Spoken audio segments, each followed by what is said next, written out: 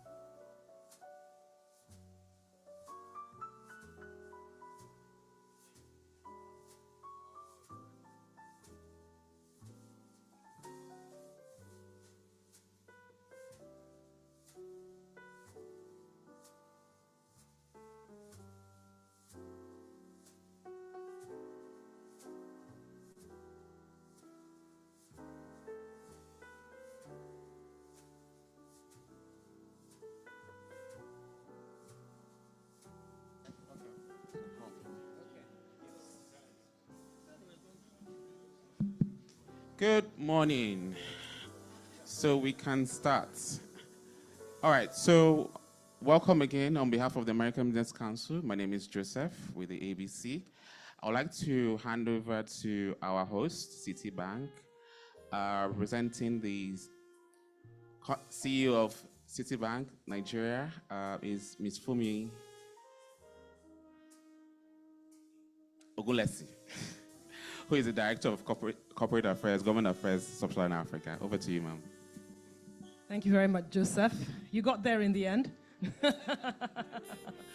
So honestly, it's a huge privilege and a great pleasure on behalf of Nneka Nwereji, our CCO, what we call CCO, our CEO, to welcome you all to this extremely important investment summit. Margaret made me promise that I would be extremely brief, because I can go on if you want. So, but really, just to say, we think this summit is extremely important. Why? Citi has been in Nigeria for 40 years. It's the oldest international bank operating in the country today. And there's a reason why we have stayed the course through different economic cycles. And I know that, yes, things seem to have been somewhat difficult, especially in the last few years.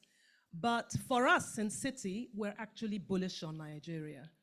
Last year, during our 40th anniversary, we had visitors from all over the world, all our senior visitors, starting, as I was telling the Consul General, the Acting Consul General and Commercial, Julie, I was saying that our global CEO started it off by coming here, visiting us, visiting regulators, and listening to clients. And we brainstormed about what it was about Nigeria that's so captivating. And one of the things that we said, we sort of did all sorts of brainstormings, and we said, we ended up with a big billboard that we put up for her. And we had 3 themes: resilience, potential, opportunity. And to kick us off for Margaret, there's a statistic that we gave our global CEOs and other seniors that came about the startup sector in particular, that it is the engine of the future potential of Nigeria. Why? If you look at some of the statistics, Nigeria is in global lists that looking at us, we really have no business being. Top 10 in digital payments, online real-time payments, in volume terms, at one point hitting almost top 6 globally, just in volume digital payments. Our domestic markets are young, tech-savvy, huge domestic potential. Our demographics, the demographic potential of this country. So as we start, those are the things that are captivating us and that we're looking at and seeking different areas in which to invest. So as I hand over to our extremely indefatigable CEO for the American Business Council, I also want to say a huge thanks and recognition to the acting CG, to our commercial director, and to thank the American Business Council and the US Mission, because they really have been, for us at Citi, partners in so many things, in advocacy, in progress, and in so many things, too many to mention. And honorable shout out to our ex-minister. You knew I'd do that, didn't you, Mobola? For ICT.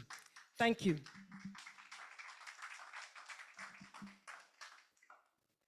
Thank you so much, Fumi. I worried a bit that, I perhaps should have just handed over the piece I needed to speak about to you. But thank you so much for that. Now,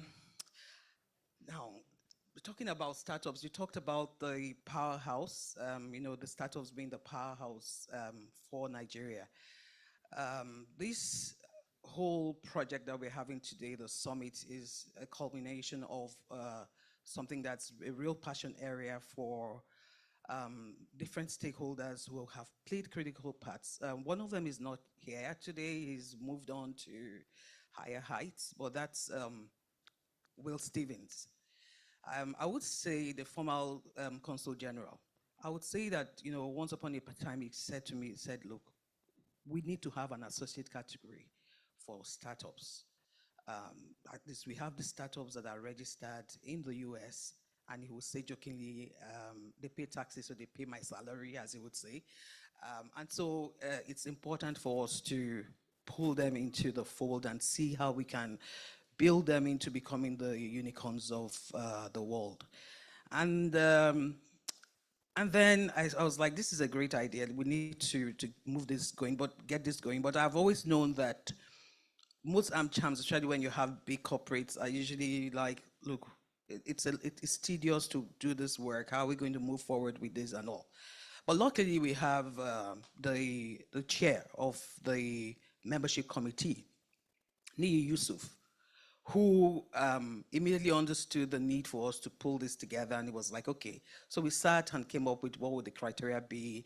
We need to talk about how they would, the members can transition over 4 years and all that, and build what we really would like to see. And that led to us in 2023 starting this committee of these members associate category, and having the first the launch or the welcome at the CG's residence, and then it continued afterwards. The point I just really want to make is that this what we're seeing today is a coalition of efforts to move what the Honorable Minister of Industry, Trade and Investment said, like Nigerian American companies, moving them forward and really building on the strength of what we have, a country that I call the country of unicorns, a place where we have seen, the growth of, great potentials like Fumi mentioned. And so we've been having a lot of moving forward. And so we had a mixer, we've had, thanks to the serial X Google and X Amazon and X 5, is it 5 or 6? US yeah, so B4B being a partner, helping with building capacity, and a lot of the things we're seeing today. I mean, I could go on about this issue because it's a real passion area for me.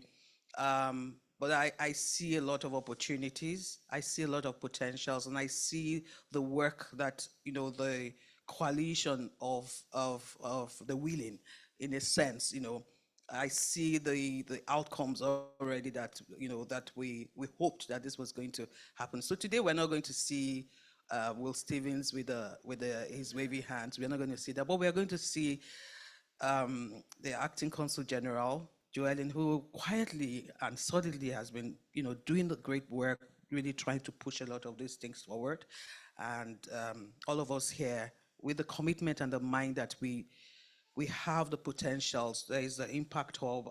There's Britia, there's Deal Room, there's so much, and there's Buka, Kiari, and a lot of the stakeholders here who, at some point or the other, I've played and I've been playing, are still playing critical roles in driving the engine of this country. Once more, I would like to acknowledge the former minister, who is also a daughter to our former Dikrema, Jerry Dikrema. Everybody knows that history. And so, again, Fumi, I have the kind of bug you have, but I don't want to continue. So, thank you very much.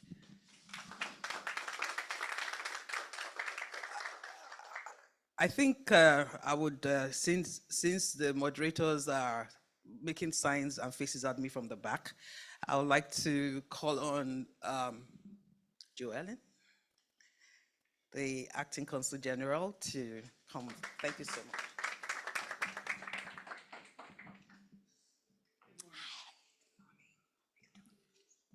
Good morning. Woo. Good morning. As noted, my name is Joellen Gorg, and I am the Acting U.S. Consul General here in lovely Lagos. So, good morning, Lagos.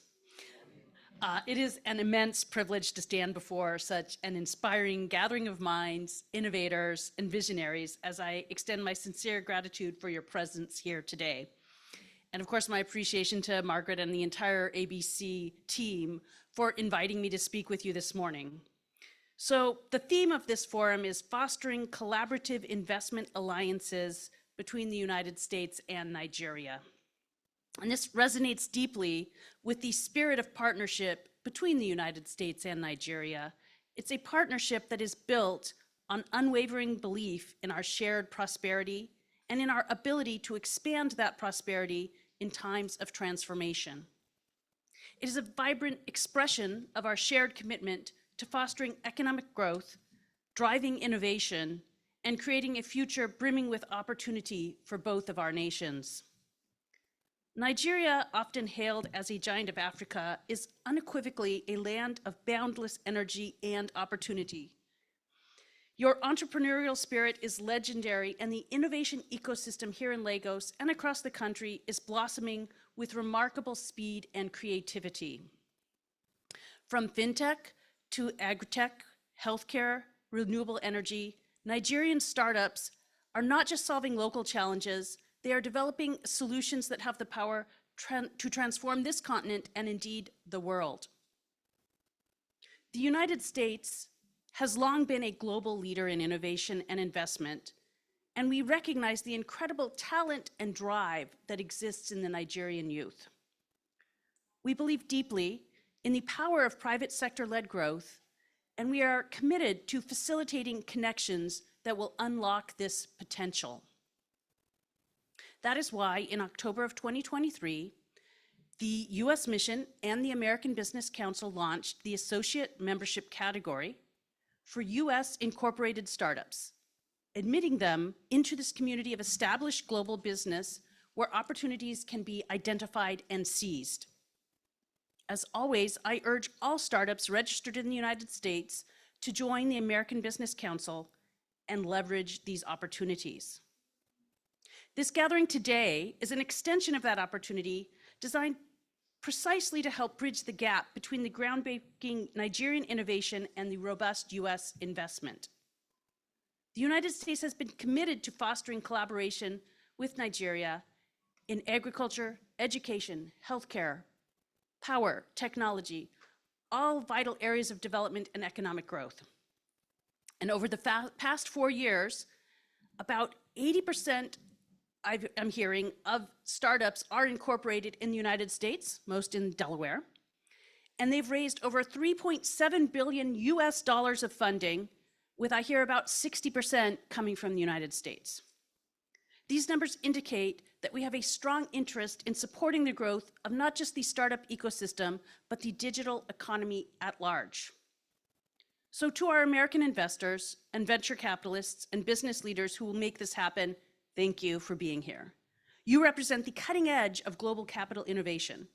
Your presence underscores a profound understanding of Nigeria's strategic importance as an investment destination with a market of over 200 million people, a youthful demographic, and burgeoning ecotech system that is rapidly gaining international recognition. This isn't just about finding the next unicorn, it is about building a sustainable, impactful partnership to yield mutual prosperity. And to the brilliant Nigerian entrepreneurs, you are the engine of this new economy. Your resilience, your ingenuity, your audacity to dream big are truly inspiring. This is your moment to connect, to learn, and to showcase the incredible value you bring to the table. So please seize every opportunity this forum offers. At the May African CEO Forum in Abidjan, our senior bureau official for the Bureau of African Affairs at the US Department of State, that was Ambassador Troy Futrell, he launched the State Department's new commercial diplomacy strategy for sub-Saharan Africa. This bold strategy marks a new chapter in the US-Africa relations, and indeed US-Nigeria relations. It is one that is rooted in the shared vision of expanded economic opportunity, deepened commercial engagement, and long-term mutual prosperity. A key priority of the US mission is to increase trade and remove barriers to investment to foster private sector-led growth for our two nations. And in support of broader commercial engagement, last year, the US Department of Commerce, together with the Nigerian Ministry of Industry, Trade and Investment, signed the US-Nigeria Commercial and Investment Partnership.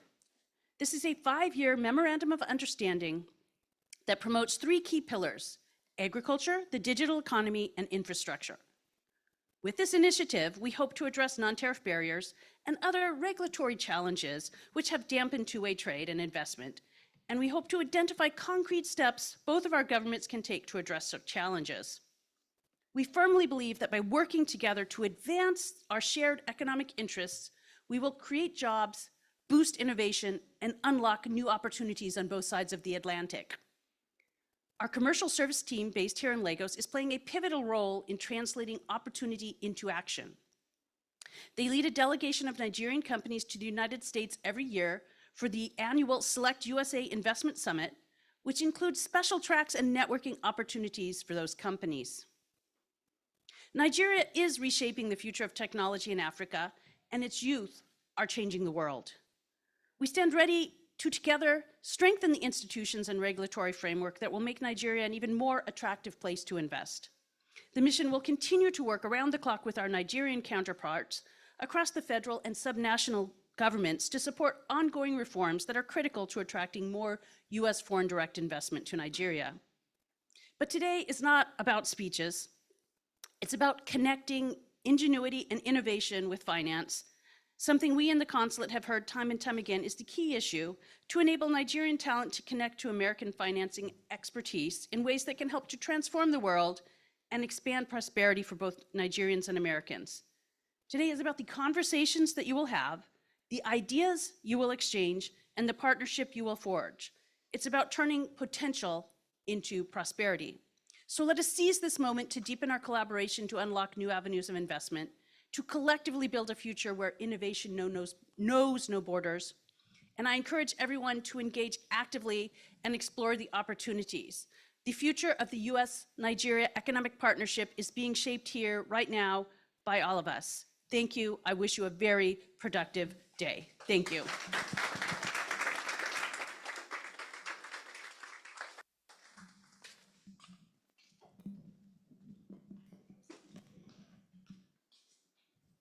Thank you very much for that really inspiring welcome speech.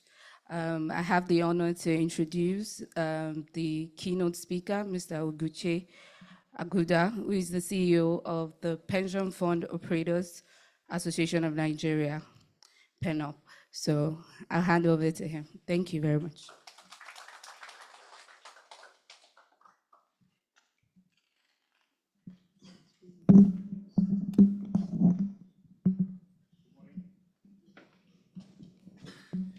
All right, good morning, distinguished ladies and gentlemen. I will start by first acknowledging our hosts this morning, Citibank.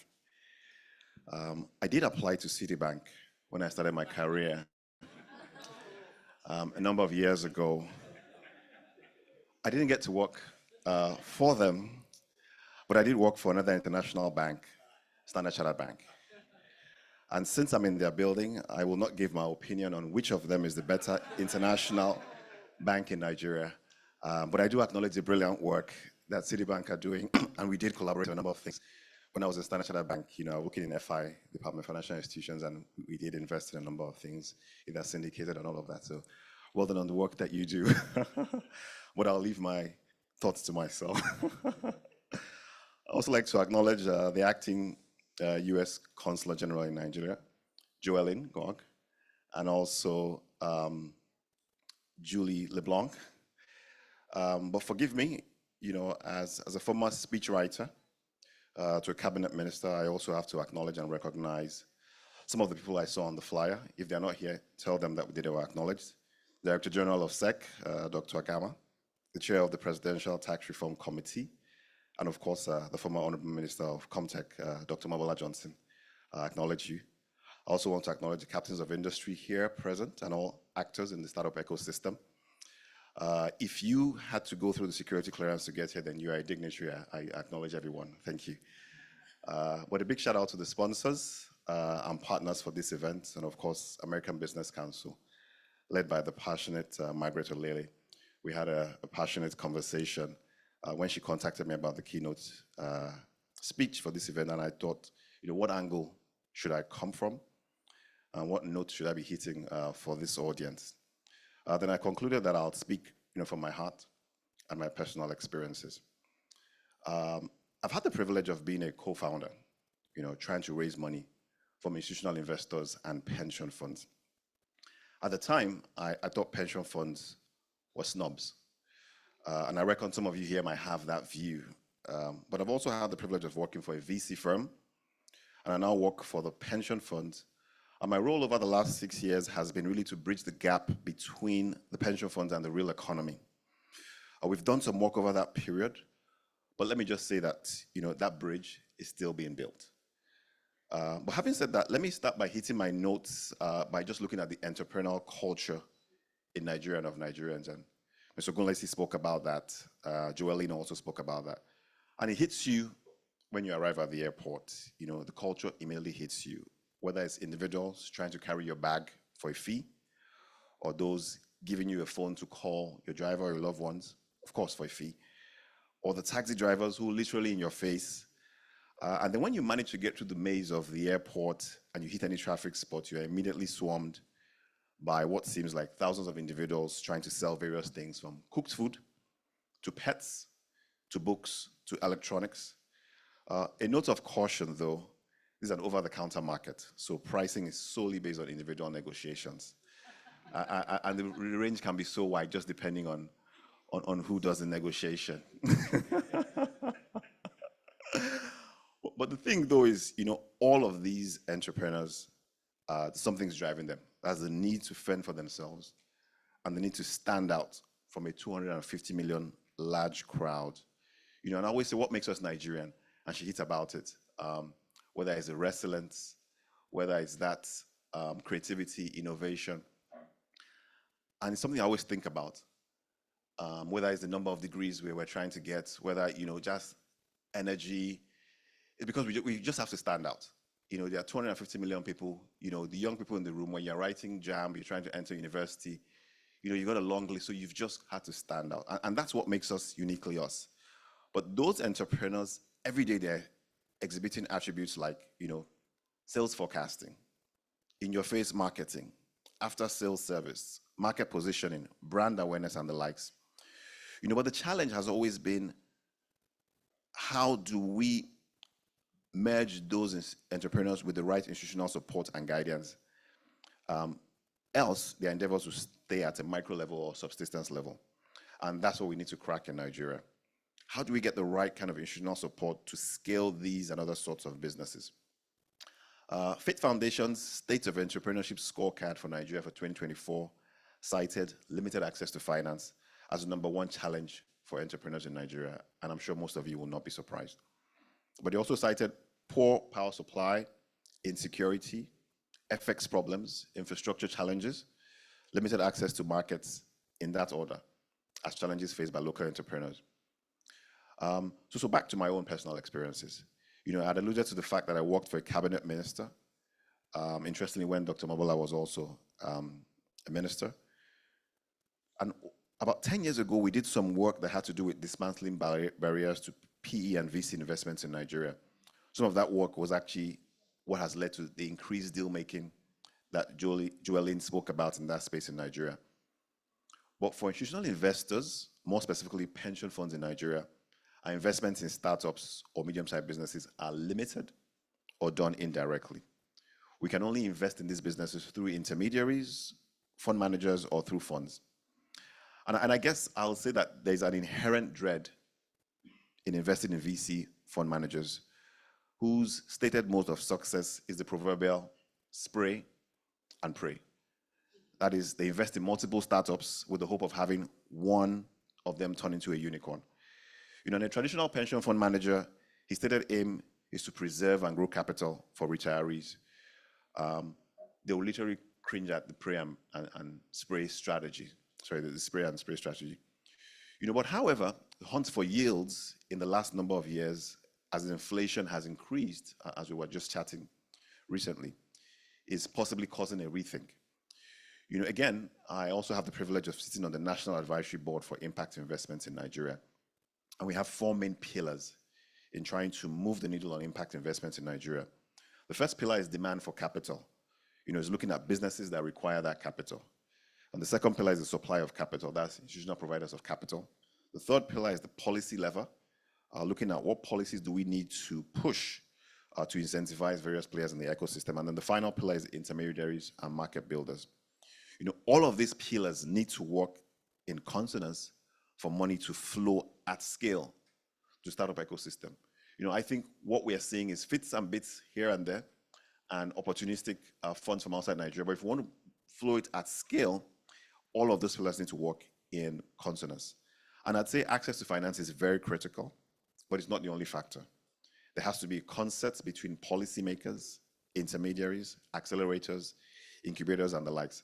And that's why I'm extremely happy with this forum and what Africa Business Council is bringing together, along with the US government, just convening events like this that brings all of these players together to hash out those issues and find solutions to enable us to grow these entrepreneurs I spoke about earlier into global businesses.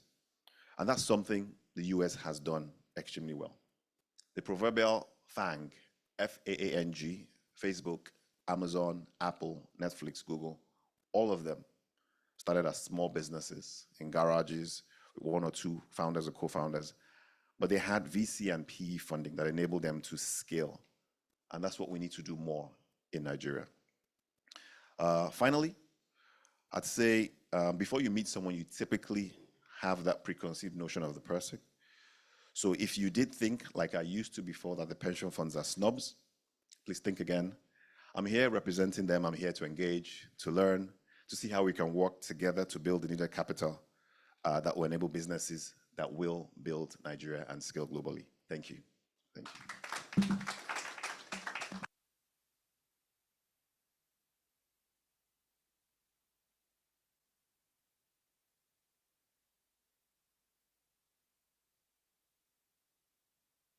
Thank you. Thank you very much. So for our next speaker, we'll be having Ms. Miriam Adeoti from Brighter Bridges.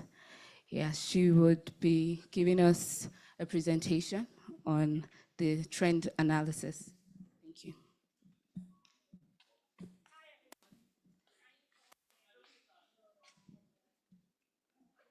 Oh, okay. Hello, everyone. It's lovely to be here this morning, and thanks to the organizer of this event. My name is Miriam, and I work with Brighter Bridges, and what we do essentially is to track investment data.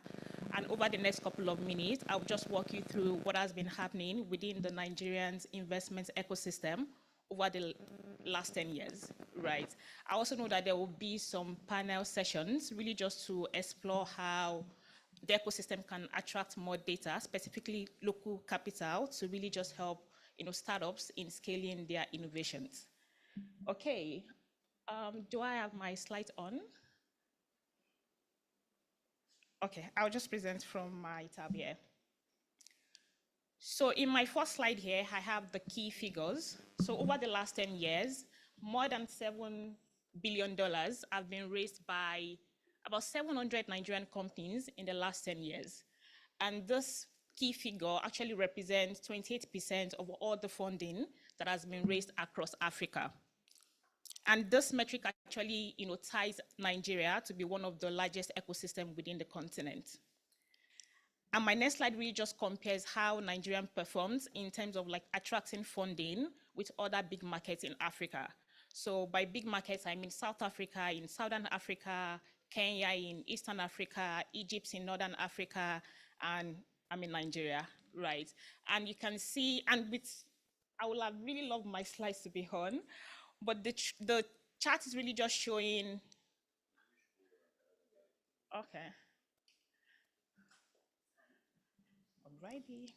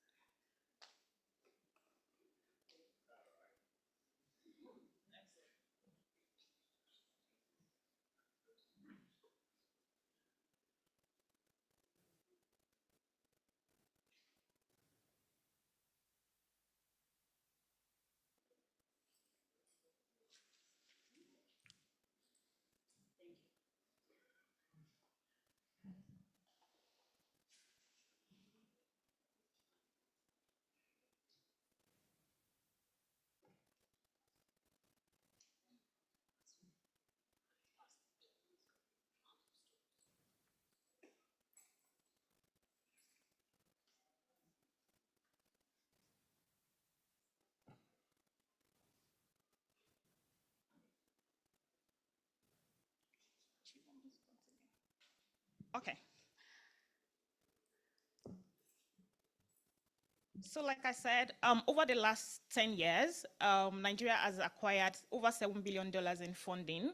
This key figure represents 28% of all the funding across the ecosystem, across the continent rather.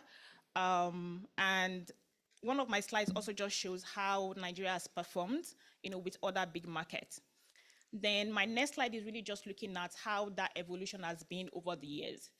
And by 10 years, I mean between 2015 and 2024. And based on our own data, we started seeing some momentum within the ecosystem around that 2015, 2016.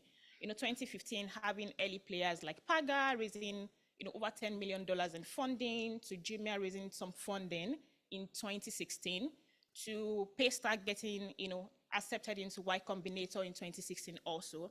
And all these activities are really just putting Nigeria on the global venture map. And immediately after COVID, there's free money, a lot of companies are raising funding, and we have some big deals by, Andela, Flutterwave, Opay, InterSwitch, and the rest, raising over $100 million in funding. And 2 years down the line, we started seeing some, withdrawals from investors, right? So money matters again. Investors are also starting to understand, the different dynamics within the market. And even though we're seeing, slowdown in funding, companies are still raising money, but it's just harder for them to raise now than 2, 3, 4 years ago. And on my next slide, I really just have, so all the $7 billion that have been raised across the ecosystem, what sectors are the companies operating? Like what business models are they, building? And fintech is the most funded sector in Africa, right? But it's also the most funded sector in Nigeria. And 1/4 of all the funding by fintechs across the continent actually raised by Nigerian companies. So you see some of the popular ones that Opay, PalmPay, MoneyPoint, and the rest. And you might ask, why fintechs, right? One of the reasons why this sector is getting much funding is also because of the early players. Like I said, there's Paga, raising funding in 2015, and all these activities happen also, influence investors' decision in really just funding, more companies operating within the sector. There's also increased access to smartphones, so more people can access different digital financial services that these companies are offering. But is it all fintechs? Looking at her data, even though fintech attracts the majority of the funding, when you look at the sector breakdown by funding volume, you also see sectors like e-commerce, logistics, mobility, and the rest. And by the time you look at the sector breakdown by number of deals, you start seeing more of impact-focused sectors, like education, like health, like hard techs. And just going to my next slide around the products that these different companies, the product that they're offering, payments and transfers, capture the largest share of funding, right? But we can also see some other products like online retail, solar energy, asset financing, right? But it's also good to clarify here that even though we're seeing, some new and emerging products, payment, most of those new products still rely on payments in order to provide the different, services that they are offering. On my next slide, okay, my slide is on. Okay, so I think I'll just, start from this slide. So with this chart now, it's showing the funding activity between 2015 to 2024. And like I mentioned before, we started seeing some momentum within 2015, 2016, 2017. But immediately after COVID, like I said, there's free money. A lot of investors are also looking to explore new geographies and new opportunities. So a lot of companies were able to raise funding in that year. But this is not only particular to Nigeria. This is also what we've seen even across the continent. And 2 years down the line, funding started, the funding volume started reducing. And this is also because investors are also starting to understand the market better and also just tailor their investment strategies. And if I go to my next slide, Yeah, so this is really just talking about how fintech is still the most funded sector in Nigeria, and that's also what we've seen even across the continent. And these are really just some of the, some of the fintechs that have raised over $100 million in funding. So Paystack, Flutterwave, and the rest of them. If I go to my next slide around just, so if I go to my next slide, really just looking at the share of funding by fintech and also non-fintechs. Well, we started seeing some, some interest from investors. And the other chart is really just showing, some of the other sectors that have also raised, some fund of, that have also raised, funding in terms of like volume. So you can see e-commerce, you can see logistics, but like I mentioned earlier, this also looks different by the time you look at it by number of deals, because that's where you will see AgTechs, EdTechs, and that's usually because they raise funding in a smaller ticket sizes. So often, between that $100K in total. If I go to my next slide, around like the products, like I said, payment is still the most, it's still the most funded product, in Nigeria. And it also just talks around how even the new and emerging product that we're seeing, they also still rely on the payment infrastructure in order to, provide the different services that they offer. Next slide, please. Yeah, so this slide, I really also just want to clarify two things. Equity is still the #1 instrument that companies use in like raising funding.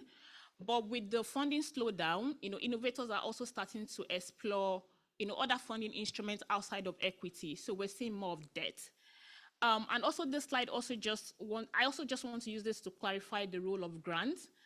So companies receive grants, but they're usually in very small sizes. And by the time you look at it with the overall funding volume raised, they represent a very tiny percentage of it. And the other chart is really just looking at, the share of deals by the ticket sizes by all the different companies by all the funded companies that I mentioned earlier. And most of them actually fall between the $100,000 and less than $1 million. On my next slide, I have, so this slide also just ties back to the previous slide around the ticket sizes where, So this slide also just look at the fact that majority of the companies that raise, below 100K, they often get this funding through incubator accelerator. So even though we're seeing companies that raise, Series A plus, majority of the companies still raise, between incubator, pre-seed, and seed stages. And this chart is really just, looks at the breakdown by number of deals. But when you look at it by the volume of funding, so this will look different. Next slide, please. Okay, so this slide, I really just want to highlight how some of the biggest, some of the top companies that have raised, the largest funding across the ecosystem, they actually registered outside the continent, right? So when you see the likes of Flutterwave, Paystack, and the rest, and even when you look at all the deals that have been, raised across Nigeria, majority of them are actually registered outside the country, and they're registered in the US. And one of the reasons is also because sometimes investors also, request for this because they understand the laws of the country that they are in. So it also helps them to manage like the legal and the financial risk. So these logos are just some of the companies that have raised some funding and they're registered, in the US. On my next slide, so this also just ties back to the previous slide around, so companies are raising funding, so where are these companies based, right? Sorry, where are these investors based? And when we looked at our data using the HQ of these different, investors, more than 40% of them actually in North America, and a large percentage of that actually investors that are headquartered in the US. And the logos are really just some of the, top investors that have invested, in different Nigerian companies. So this slide is really just looking at how fintech is the most funded sector when you look at it, by deal flow. when you also look at it by exit or like sector that delivers the most returns to investors, fintech still leads. And when we looked at our data between 2016 to 2024, we've recorded 30 exits over the years, and most of these acquisitions, they often do not disclose like their disclosed funding. So we only have Paystack, where they were acquired by Stripe for $200 million, and this is not only particular to Nigeria. This is also what we've seen even across the continent. Okay, so just to recap of everything I've said, the ecosystem is evolving. We're seeing, more exits. They're seeing, fintechs. We're also seeing, new sectors emerging like education, and we're also seeing, ecosystem players really supporting, different innovators, operating within these sectors.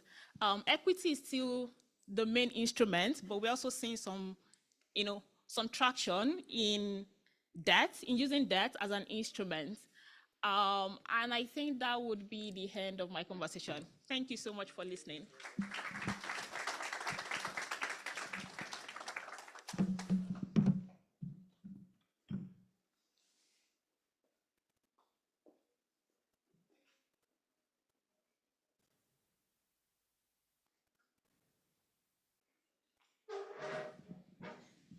Thank you all, and thank you, Miriam, for that presentation. Just to add, we would be sharing the presentation to those who registered for easy reference. So I would like to introduce the panel as we'll be going straight into the panel session. The first panel that we are having will be moderated by Mr. Emeka Ajene, who is the CEO of Afri Digest.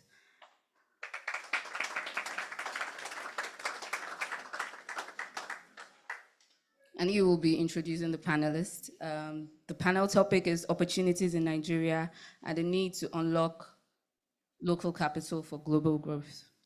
Thank you. Thank you. Thank you. Good morning, everybody. Good morning. Good morning. My name is Emeka Ajene. I'm the founder and CEO of Afri Digest, which is a business media research and consulting platform that helps founders and investors succeed in Africa's tech ecosystem. So I'm really excited. You can probably hear me rushing to get my words out. Really excited about this panel. Really excited about the summit. So far, it's really been interesting for me. We've heard talks of this being a country of unicorns, right? We've heard it being a captivating market. And we also heard from the CEO of the pension fund, just some of the challenges, right? So I think that what you said that was really interesting to me was that kind of spray and pray approach and how that might be at odds with kind of that preservation of capital approach. And of course, we had a good overview of that, the landscape in terms of trends from the team at Brighter. So just really excited. Again, the panel here is to talk about the opportunities in the startup space in Nigeria and how we can unlock local capital, right? So I'm really excited to moderate this panel, and I want to invite up to the panel Ms. Julie LeBlanc from the US Department of Commerce.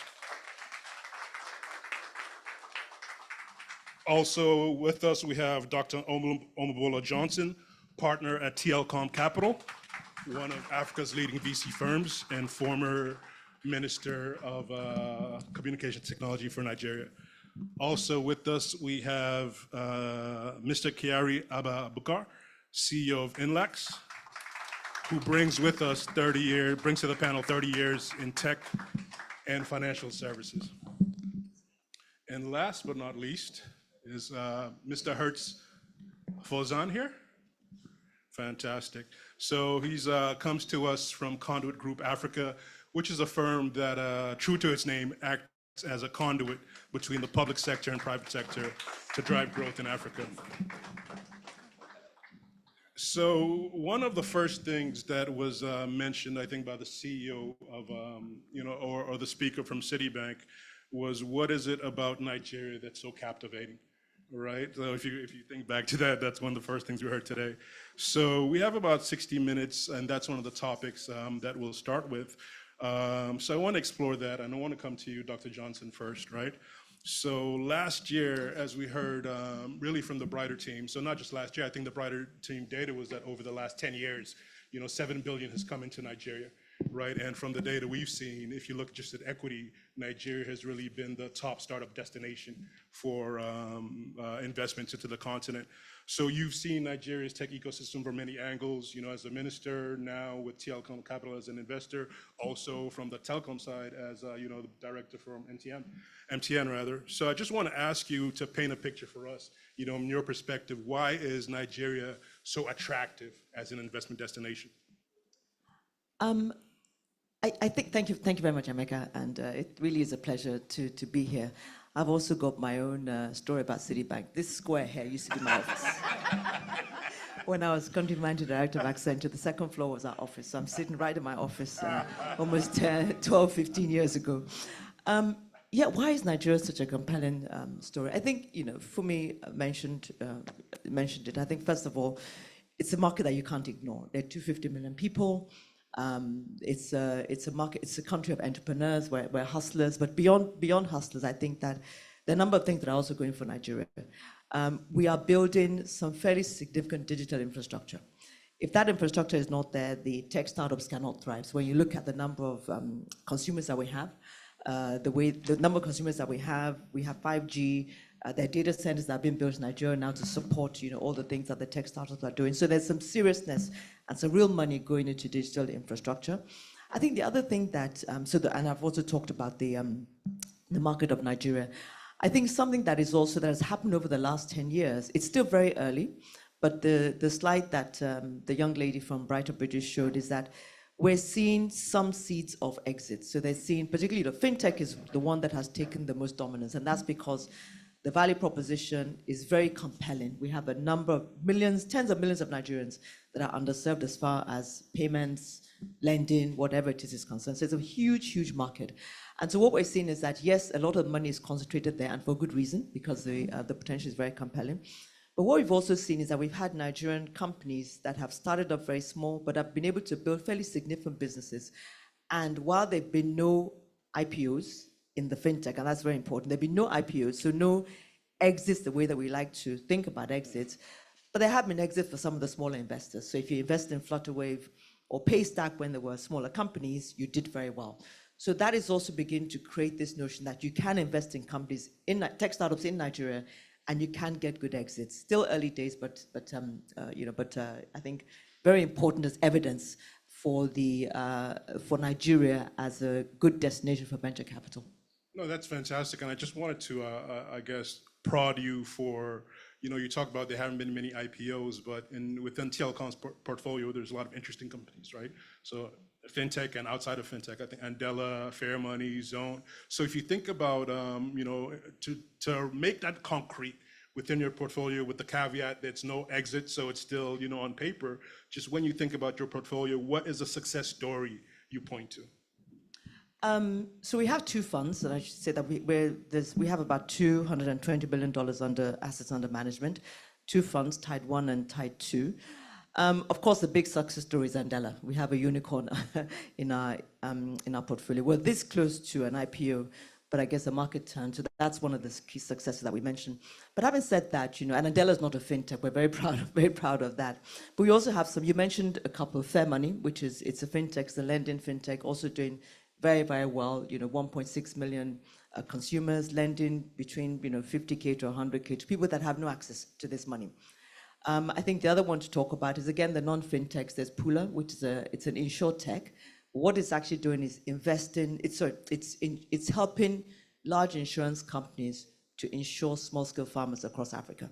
So imagine there are hundreds of millions of small-scale farmers. There are 20 million or so in Nigeria alone. They're farming small plots of land, and basically they cannot afford insurance. And climate change, floods, pests, whatever it is, their harvest gets wiped out in a year. And what Pula is doing is actually building that tech infrastructure to enable big insurance companies to insure these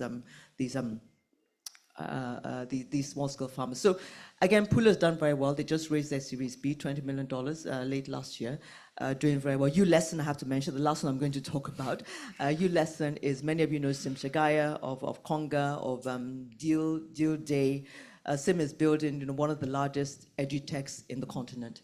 Started off with a ULesson, which was complementing secondary school and primary education, but also now moved into tertiary education, building actually today the largest online university in Nigeria. So a lot of companies, but like I said, none of them has exited. And what we're really focused on now, our fund is almost 12 years old. We're really focusing on working with them to get to that exit. Fantastic. Fun fact, when I first came back to Nigeria a decade ago, Sim was who hired me. So I actually worked at Conga, this is 2015. But speaking of exits, I want to come to you, Mr. Bukar. Yes. That's all right. Fantastic. So I was reading your background. Very interesting to me. You were, in your, storied career, one of the people that first brought Visa cards to Nigeria. And now as a CEO of Inlex, you really, have a lot of the central banks, as clients of the firm, including the Nigerian central banks and a lot of Nigerian institutions. So you have the corporate side tied up, but I want to go to that exit. One of the things that was really interesting to me on your background was you were one of the early investors in Paystack, right? Yes, So yes. I think to Omobola's point, is, some people did very well, right? Yes, So I'm yes. very curious from, from your perspective, just why should more Nigerian institutional and individual investors actually invest or pay more attention to Nigeria's tech sector? When there's real estate, there's, bonds, there's other opportunities for your capital. Interesting you would ask that question. But before that, I need to go back to history again. Citibank connection, right? When I retired, both Citi and Stanchart asked me to join the board. So the politics behind me joining one of the boards was that somebody knew that my father in 1950 worked for Standard Bank, which turned out to be First Bank, which was then Stanchart. So that dinner sealed the deal, even though I turned down YC, which might be a career mistake. But interestingly, in 2012, after Omobola called me, and I was in a meeting, I think I stepped out to take the call, and she said, "This is what we want to do. I want you to chair the event." I don't know if you recollect. And we had our weekends in this building for the next 2 years, going through startups. And I think that's the foundation of the tech startup ecosystem, really. All other things follow thereafter. So I want to thank Omobola for that foresight. Initially, my belief was that people are after real estate returns, et cetera, et cetera. And when we started, it was very difficult to get $10,000 from a high net worth individual because what they want to see is an outcome that is short term, 90 days, 180 days, rather than say 8 + 1 + 1, right? But that dynamic had changed. And I became chairman of Ventures Platform 2015. And our first set of 10 or 11 investments, 6 of them went down to 0. Out of the 4 were 1, Paystack, which was acquired 3 years later at 14.7 MOIC, X our investment. But the interesting story was a partial exit of Thrive Agri, its agri-tech company. And that was at 125X, partial exit. Unrealized gain of 400 MOIC. So these stories are never told. And these sorts of investments are still in the market. Some are burgeoning, some are still at the initial foundational level.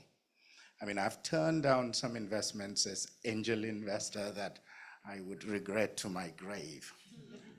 They did fantastically well since then. So the game is that you need to actually listen to the founders, and they also need guidance. You know, when I saw the presentation, there is all the talk about access to finance. In some instances, what we discovered is that there is a need for entrepreneurs to know how to run a business. Just because you've worked in a large setup doesn't mean you have the right skills to run a business. And in some instances, we had to actually ask the CEO to step aside for 9 months, still stay in the board, see what's going on. They come back more humbled. I mean, Y Combinator makes the heads of entrepreneurs go big very quickly. And within a 3 or 4 months period, they come back and they start working as if they can walk on water. And then you have to bring them down to the realities. Things that happen in the US will not easily happen in Nigeria. You have to do everything yourself. And because of that, there has to be a resilience in your DNA as a startup founder or a part of the journey. And the journey in resilience, just as Oguche mentioned about the encounter at the airport and thereabouts, is basically where the belief is not just in the numbers and the macro and et cetera, et cetera. The belief has to be in the founders and the people that are behind the ideas. So that basically gives you the flavor of how things are going with us in Ventures platform. By the way, I have left INLAC. Well, I'm still a board member, but I've left the day-to-day. Oh, fantastic. Yeah. So I like the transition you made because you just blamed the US and Ms. LeBlanc for the issues we have in the startup ecosystem here, right? So I just wanted to come to you next, Ms. LeBlanc, and ask, so obviously Nigeria is one of the top investors in terms of FDI. America is one of the top investors in terms of FDI in Nigeria. So I just want to ask you, just what's the US government view on Nigeria as a strategic investment destination, especially relative to startups and the startup ecosystem? So thank you for the question. I'll start by saying that's not how I heard what he said. And just let me start actually with two things. One, it's a huge thank you to the ABC, to Citibank, to my fellow panelists with an acknowledgement for the honorable former minister. And the second, I just want to tell a story. So I actually arrived in Nigeria October 2023. I had never been to Nigeria previously. I'd lived 5 years on the Francophone side of the continent. And my first work day was the reception everybody was talking about that started this investment. And I remember I arrived, I went to the reception, there was this energy, there were companies, I met what felt like 5,000 people. And I thought I made the right decision. Because again, I had never been to Nigeria before, and I just thought, this is incredible. And so that was the start of this journey. And walking in this morning and realizing this is almost 2 years on, this is really fantastic. So thank you. To answer the question, I will say, so I represent the US Department of Commerce. This is our version of the Ministry of Trade and Investment. And we made a strategic decision last year to pick 4 countries on the continent with whom we have created these bilateral strategic MOUs. So the idea is to increase trade and investment between Nigeria and the US. So to bring more trade and investment here and to bring more trade and investment back to the US. As I said, only 4 countries. We looked at all of the countries on the continent. And it's exactly because of 2 things. And I think it was Funmi who said it, potential and opportunity, right? So potential is tomorrow, opportunity is today. And that's what we looked at. And what this MOU does is it's not for us to say what should happen. It's for you to say what should happen. And so we created these mechanisms. We went out and are going out to the private sector. We launched last month with, thank you, support of the ABC. And we created working groups, the acting CG said, so it's ag, infrastructure, and the digital economy. And we created working groups, equal parts Nigerian and US companies, to tell us, both our government and the Nigerian government, what can we do to get out of your way? What can we do to bring in more, unlock more investment? What can we do to bring more trade here? Are there barriers that are trade related? Are there non-tariff barriers?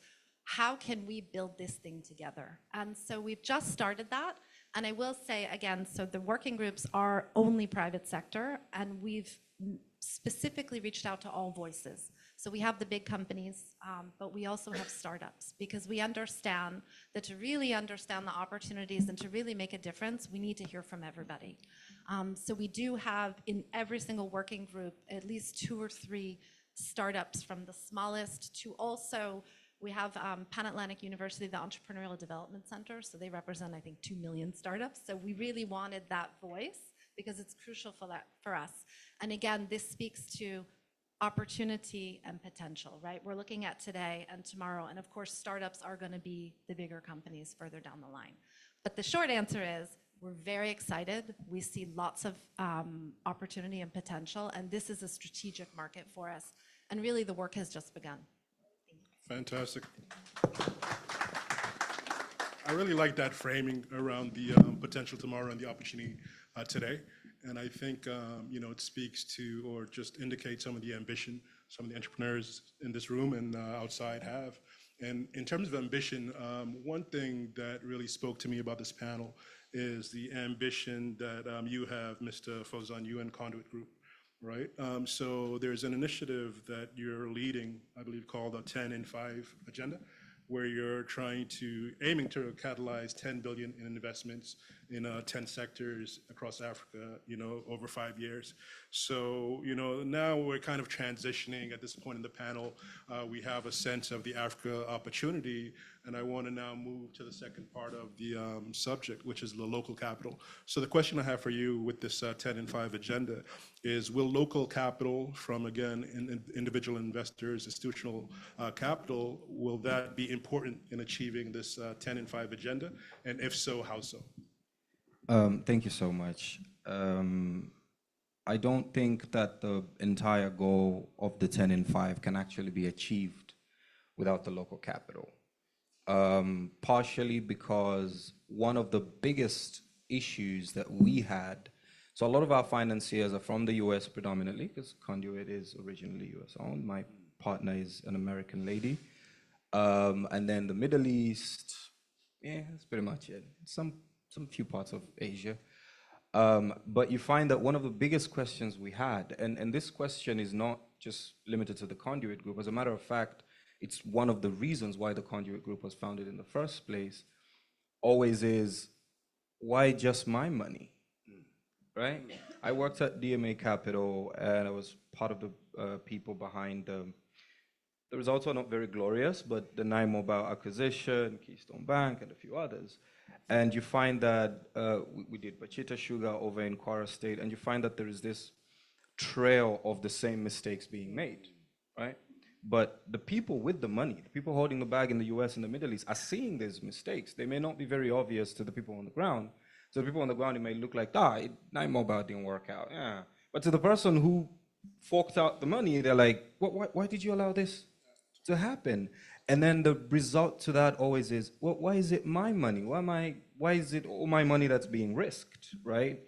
We recently had something we wanted to do with British Petroleum to sort of alleviate the issue of the dollar versus gasoline products, to sort of reduce that FX weight of over $1 billion every month. And we had the financier secured, we had BP secured as the cargo supplier, we had all the traders secured, we had 2 banks secured, and then the question after that, I kid you not, was, wait, why is our money the only skin in the game? What's going on? And we're like, well, BP, at the end, do you ever explain something to somebody, then you realize you're speaking too much English? Yeah. Like halfway, you're like, wait, I may be BSing a little bit here because the man has a point, right? So that local capital then becomes very, very, very critical. And one thing that my senior over there sort of pioneered directly or indirectly is a lot of the holders of local capital are beginning to look less at legacy wealth and more legacy vision. So it's no longer, I'm keeping the money that I have to sort of maintain the wealth or maybe grow it a little bit, put it in some land, buy some Euro bonds, and keep it safe. Tomorrow, wait, how much did Paystack exit for? How much is Flutterwave today? How much is in there? Wait, I think I want to be part of the future. I think I want to invest a bit into the future. So some local capital is really beginning to look at that. Of course, there's some entire systems that need to change to make that possible. I believe we need to layer and separate the legacy owners, the people that made the money, and the people that are going to figure out how to grow it in the future. I think we need to, there's some work that needs to be done in that regard. But the local capital is beginning to view that future as possible for their money.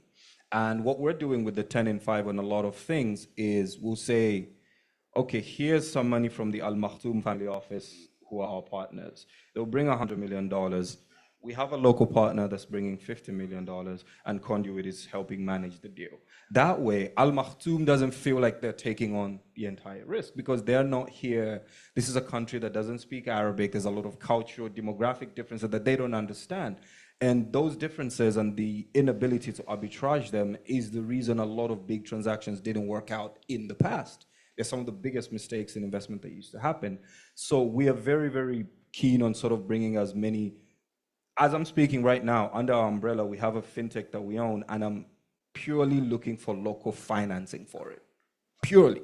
I don't want any foreign money. I was like, no, this, if I can find somebody to just fund this locally, that's what I'm looking for. Because once you validate that the people on ground care about this as much and they're willing to put their money there, then the people out there will also be encouraged to do the same, right? I can't invite you to eat food in my house that I'm not trying to eat. It's terrifying to you. Why? You know, why should you? So yes, short answer, forgive me, I can ramble on for forever. But short answer, we do have consideration for local capital. We are actively hunting for local. If you have rich people, please introduce them to me. And we are trying to see that we can catalyze and bring it all under the 10 in 5 agenda. Thank you so much. Fantastic. Mr. Booker, it seemed like you wanted to. Yes, I believe very strongly that local capital is more catalytic than anything else. Of course, my first layer of catalytic capital ought to come from government. Unfortunately, it hasn't happened the way Chile did theirs. Chile startup, I don't know if anybody knows of the case study, which is what is replicated in Malaysia, UAE, and the rest. It's actually Startup Chile that started with $5 million for startups, both foreign as well as domestic. And what they did was, because they knew they were a small country, they attracted outside brains to come in, give them easier access for residency, et cetera, and then they started spitting out unicorns over time. I made that recommendation to government. Even to this, if Taiwo Oyedele is around, it would have been much easier conversation because I chaired one of the subcommittees of the tax reform, and one of them was on fiscal competitiveness and economic development, which is not part of tax conversation, but it's once you layer certain things with incentives, it becomes no-brainer for even the large high net worth individuals, family offices, which are few and far between in Nigeria, to be the catalytic, high risk, early stage investors in deals. And then the foreign money follows because they realize that this is where things are happening. And these are huge opportunistic investments that probably are fading away globally. But Africa is where the game is going to be played for the next 30 to 50 years, honestly. Because, you know, the newer things, AI, all of that, I know that our people are still on the user side of AI, but we need to also be in the developmental component. My background being in tech, and I cut my teeth in Silicon Valley with HP for 13 years before I came back to the country. So that culture is still inside me, roaring to, you know, break out, so to speak. And some of the things that had happened in the ecosystem actually validates those theses. So essentially, local capital follows foreign capital. I mean, it's a no-brainer, really. Thank you. So what I also hear you say is there's a good side to the U.S. culture as well. Right? So just to add that. But one thing you mentioned, right, was you talked about high net worth individuals, and you talked about family office, that they're few locally. But you didn't mention pension funds, right? Pension funds are actually, I told Oguche that we'll have to have a conversation. The thing about the pension funds is that in a high interest environment, T-bills high, you become a couch, chief investment officer, literally, because you take all these funds, you put it in, you're getting 20%, no sweat. Now, the thing is that can we segment the clients into early stage, meaning that they still have 30 years before they retire or 40 years. Now, can those funds then have a higher proportion going into VC, even as LPs? They don't have to create their own funds, if so to speak. There are many in the country where you can actually, give them the money and enjoy the ride, because at the end of the day, some of the what do you call it? The rankings of PFAs. When you segment them into the longer term and the shorter term, you find that the ones that like for somebody who has retired like me, they better put it in fixed income so that I can see my money every month. Versus someone who just started a career, they should actually make higher risks. Maybe 5%, maybe 10% of that fund should go into that. So the asset allocation formula at the regulatory level should make it such that the pension funds in Nigeria can at least be a catalyst for building Africa. Not just Nigeria alone, because the opportunities are everywhere. When we started in Ventures platform, we initially wanted to be a tech accelerator. We quickly realized that the gestation period is so long. So we pivoted and became a fund. Our first fund, we failed abysmally in raising, I don't remember what it was, $10 million or something. We couldn't. So amongst ourselves, rather than call it a fund, we call it Syndicate One. And that was where the stock money was. That was what, in fact, we had invested in MoneyPoint, PiggyVest, name them. But they were small bits of money at the very early stage.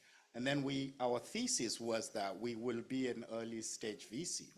So we are pre-seed, seed VC, and it had actually worked for us. High risk, high reward. And then initially, when we announced our first large fund, 2 entities from outside of the country wanted to actually put 50% and be part of the GP. We had a serious board meeting, serious discussion. We said no. We turned down money that would have actually made us close sooner.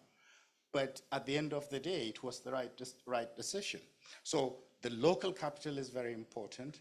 The funds, such as pension funds, are actually the building block. They could do it in 2-3 different manners. One would be in, don't go into the project-related investments.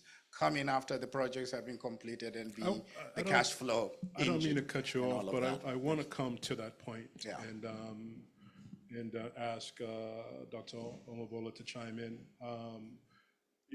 Correct me if I'm wrong, but I think according to the research I've seen, pension funds have something like 24 trillion naira in assets in Nigeria. So you talked about 5-10%, but even 1% of that is funding 30, 50 flood waves, right?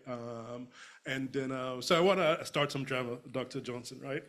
So the good CEO had mentioned VCs using a spray and pray approach. So I wanted to get your feedback. Is that how you see? I mean, sure, there's the VC model. I think Dr. Barker talked about 6? 4 startups failed, right? So in the VC model, the power law, the general model is most startups will fail, right? So the question I have for you is just how do you respond, on the one hand, how do you respond to the view that that's kind of a spray and pray approach? And the second question is, well, I'll let you answer that, then I'll come back. Yeah, I also heard that and I cringed when he said that. I mean, it's true. It's the power law model. It's 1 in 100. But I think it's not really a spray and pray model, because basically we do look at those companies and we don't only pray, we actually assess them very well. But one thing to realize is that you're investing in companies that are very early. They're innovating. So what it's high risk. So there's a very high chance they could fail.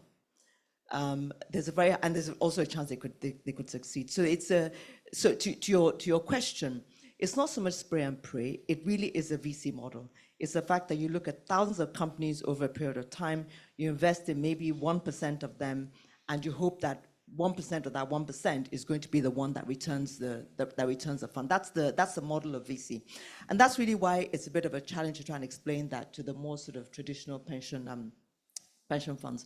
But I think the point to make is that because there are two things about venture funds. Number one, it's risky. So if you're not willing to bet everything and potentially lose it, please don't do it. Number two, it's also fairly liquid. And so these are 10-year funds, 12-year funds. You can't just come and say, oh, I want my money back. Sorry, you can't, because it's invested in companies. So it's fairly liquid. But I think the point about it that Booker was trying to make is that, yes, they're high risk. Yes, they're liquid. But in terms of the returns that you can make on that money, it's significant. And number two, in terms of the impact of that money, it's also significant. I want you to imagine where we would be today without the Flutterwaves and the money points of this world. In terms, it's so easy. Even with government payments, I can't remember the time I paid any government bill and took cash. I can't remember. Maybe I live in Lagos, that's fine. But even federal taxes, everything is done online. And this has been foiled by some of these tech companies. And I think the thing to mention also is that it's 24 trillion. I think there's a small allocation now to VC. Maybe it's PE, but I think to PE. PE is, again, high up the food chain. It's less risky. But we're still making the case for VC. And the case for VC is not, please don't come and invest the 50K or the 100K, because that's high risk. Chances are you're going to lose all that money. You need to invest in the companies that have been significantly de-risked. So when I'm talking about a fair money raised in the Series B, this is a microfinance bank, $100 million of revenue, profitable, Nigeria, Ghana, Zambia. These are companies that you can invest in.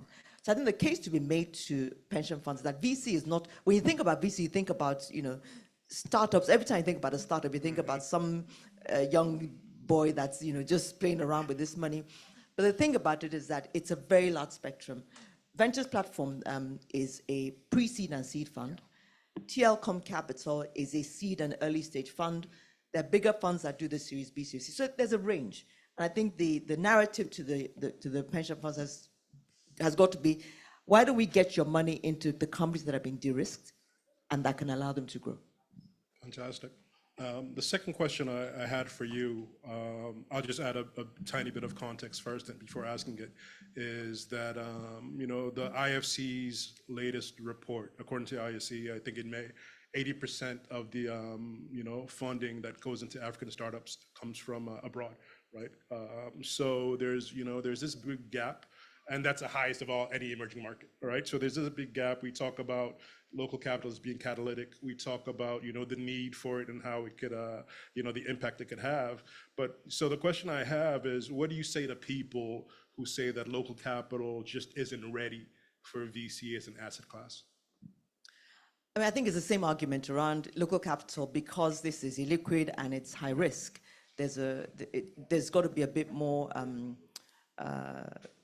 storytelling, confidence building for local capital. One thing I wanted to say, and it's good that, well, you're still here, but you're ambassadors. But the thing about it is that I think it's actually the other way around. The international capital is a catalytic capital. When you look at the 80% of the money that's coming that is not local, it's actually coming from European DFIs.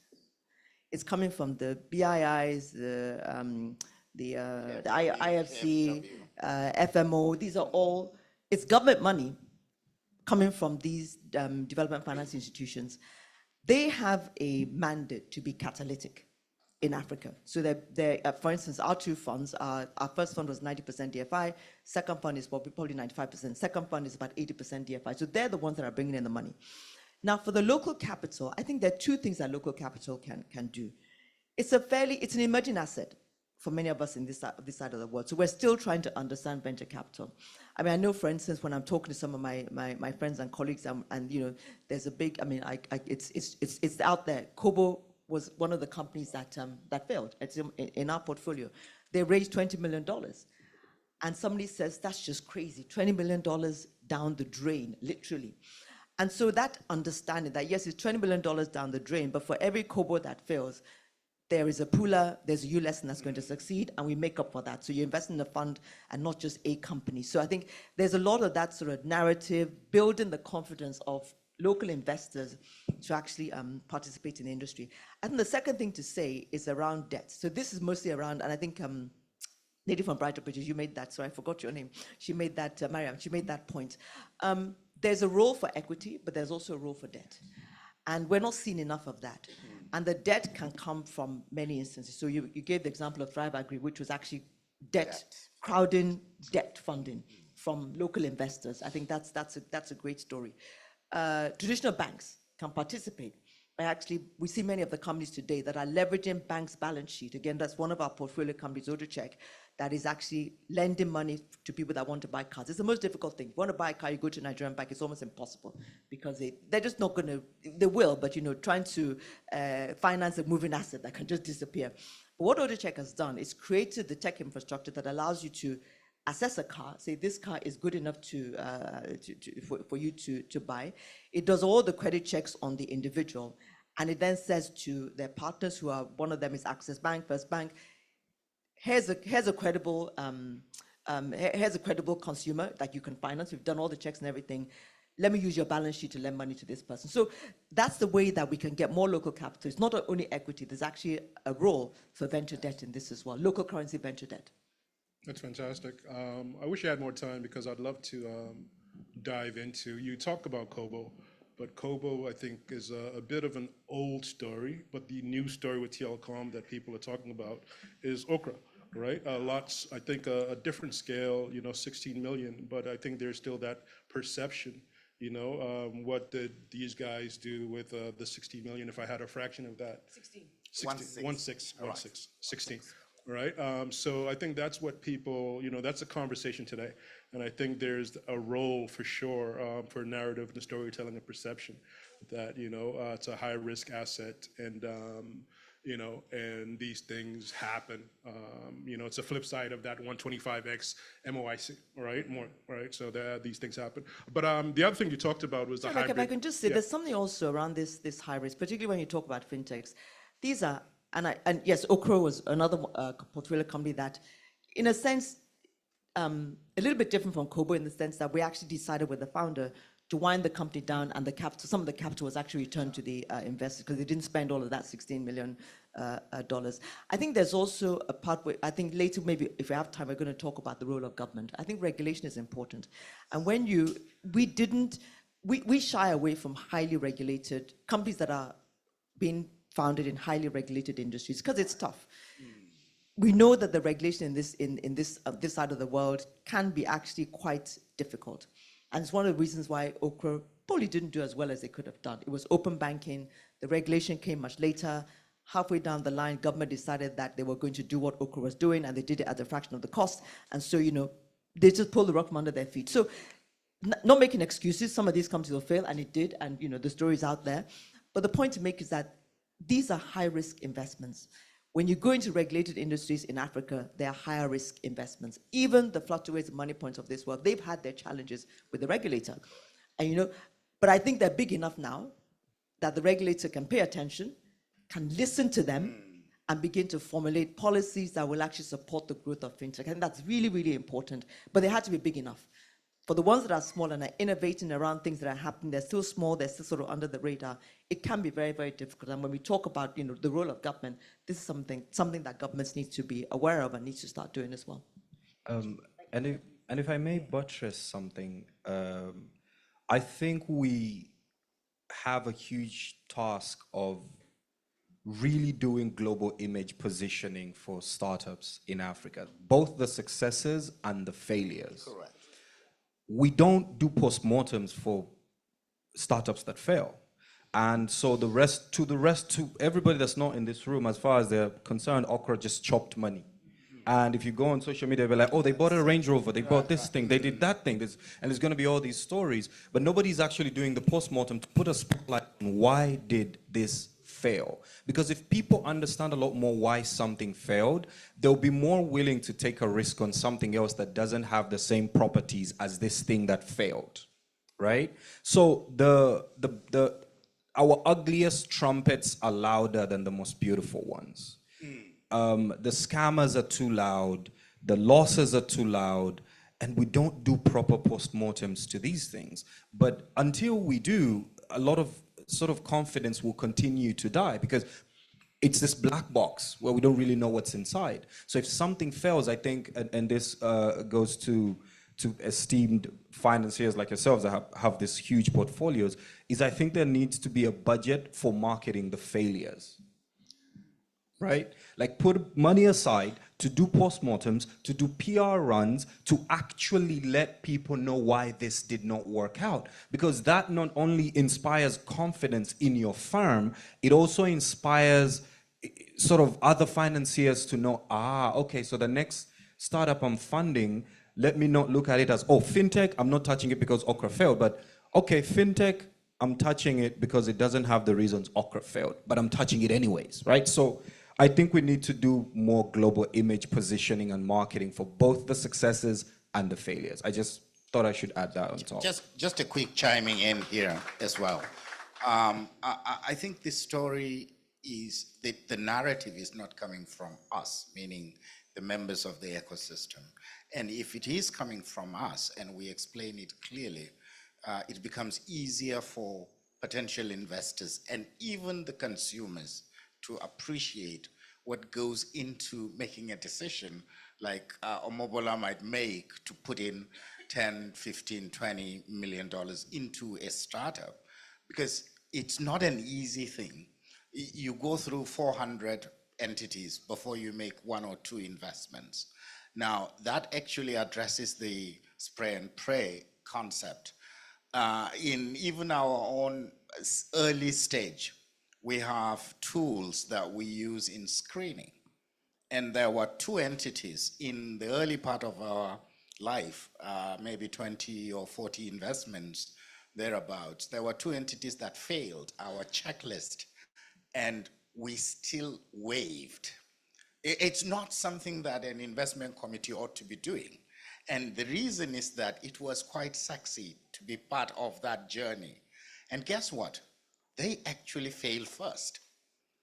Now the thing is that, yeah, if you have your tools, use that and stay to your rules. Don't cut corners. But then the second thing is what you have mentioned, which is that we have to tell our story, even for the failures, because we have case studies that is rich. If you go and look at TLCom or Ventures platform, even the postmortems we do, we're still guarding it because you feel like it's something proprietary. But at the end of the day, when it is the entire ecosystem, it becomes easier to actually discuss an entity that has failed and failed openly, but with dignity. I mean, I think Okra case is a case where, yeah, if there is a failure, fail early, and you know the dynamics of what changed, because Okra was trying to build rails. Building rails is capital intensive, takes a long time. In the payment space, ValueCard and InterSwitch were the rail builders. And today they have managed to pivot to become something completely different from where they were. I mean, we were the first to actually start having ATMs work with other people's cards, you know, other banks' cards. I mean, those were the early days. We were doing funny things to keep things up 24/7. I remember going to MTN office to ask for data for GPRS, for our POS terminals. They kicked me out of the room. They said, voice is the future.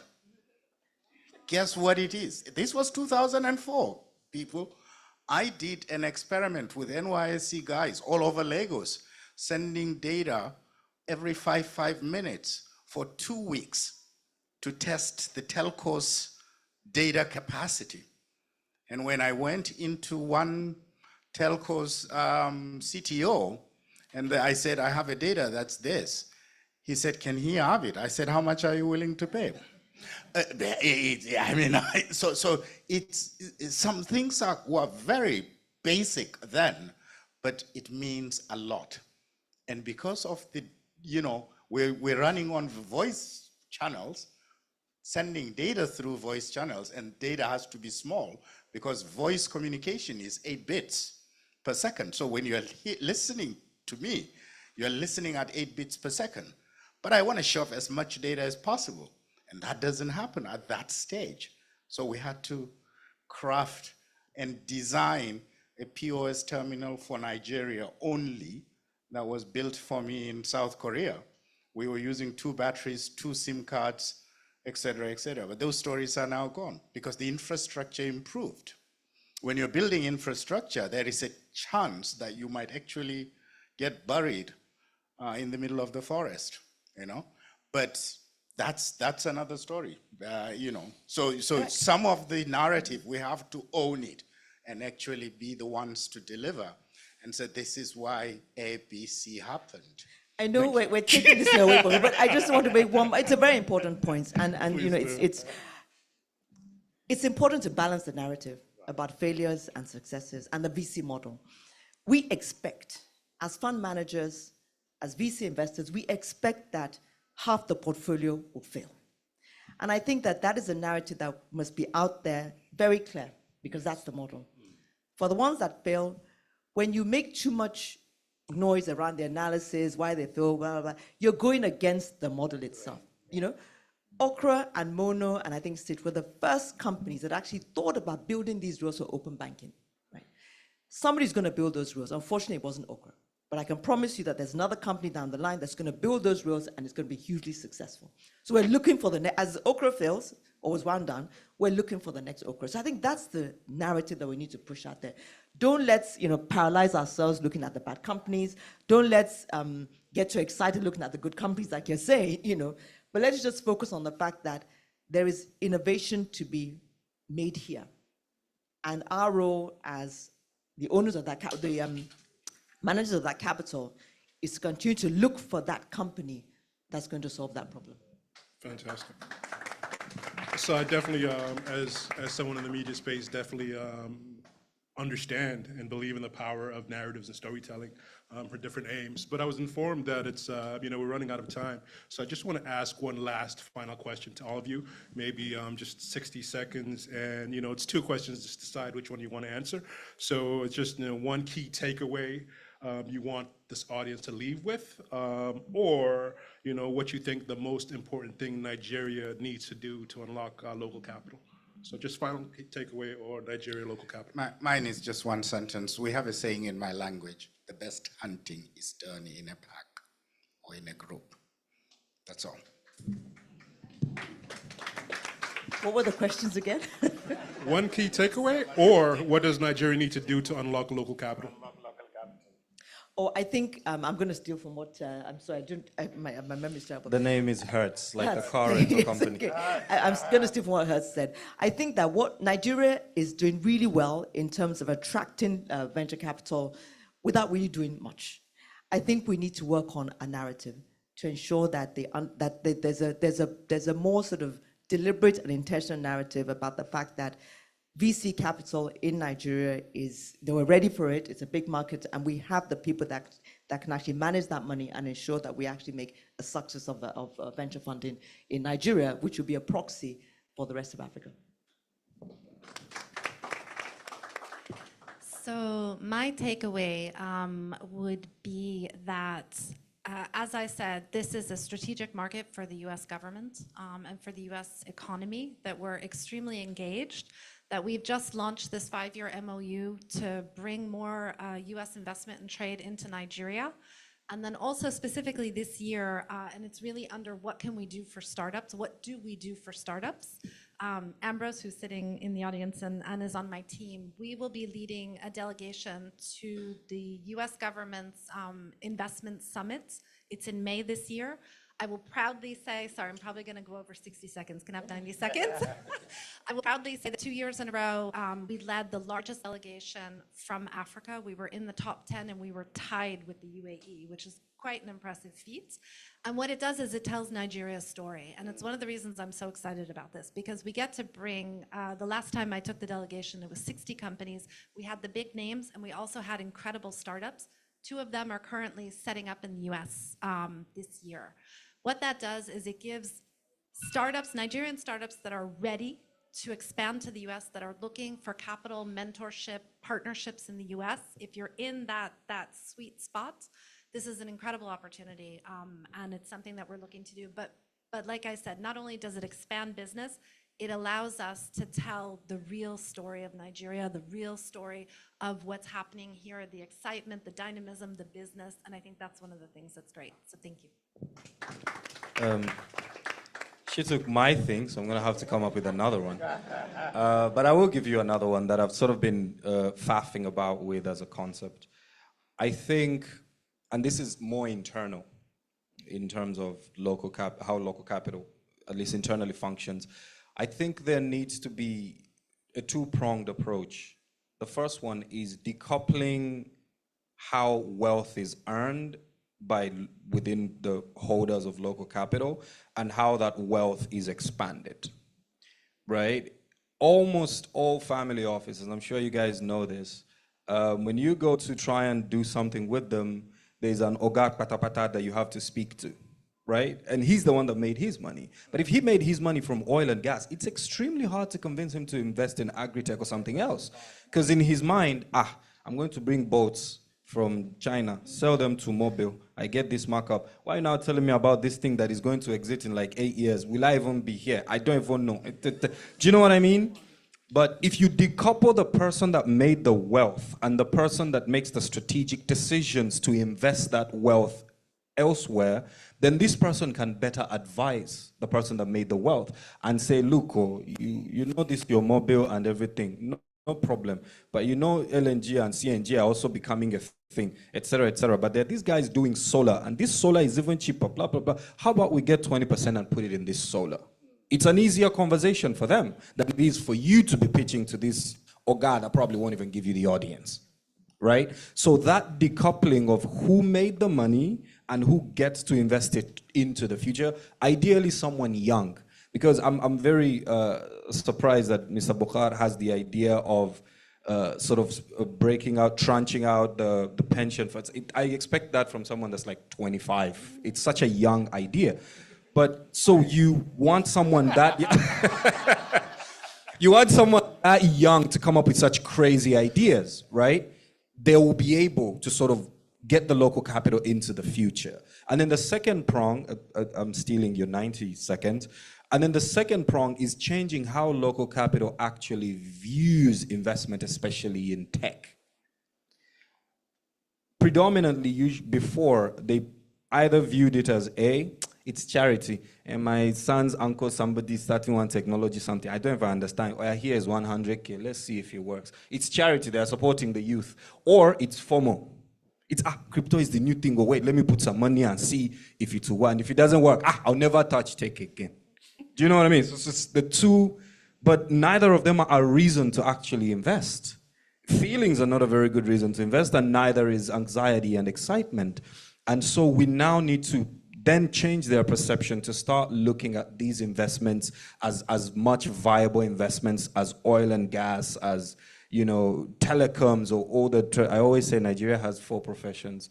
They all rotate around banking, oil and gas, healthcare, law, and then you have some other people around it, right?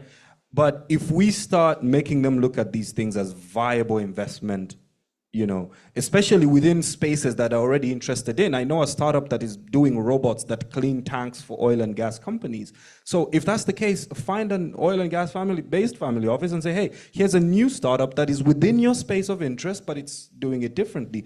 Invest in this one. We need to now make them look at these things internally as actual viable and not just as charity or as formal. I believe that if we do that, we have a much higher chance of unlocking and increasing the involvement of local capital. Thank you. Thank you. Please join me in giving a round of applause for the panel. Lots of interesting ideas. And for the panel,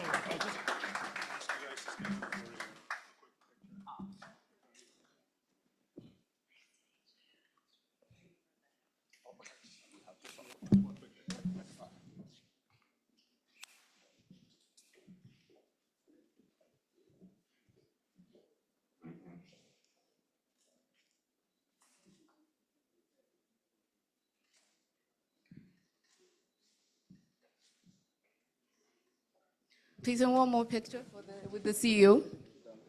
Excuse me. One more picture, please.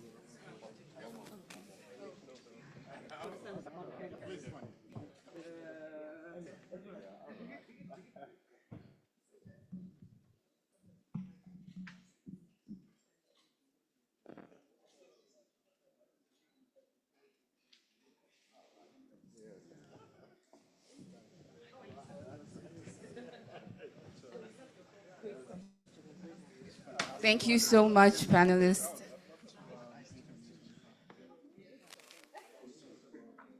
Please, a round of applause as they walk back to their seats.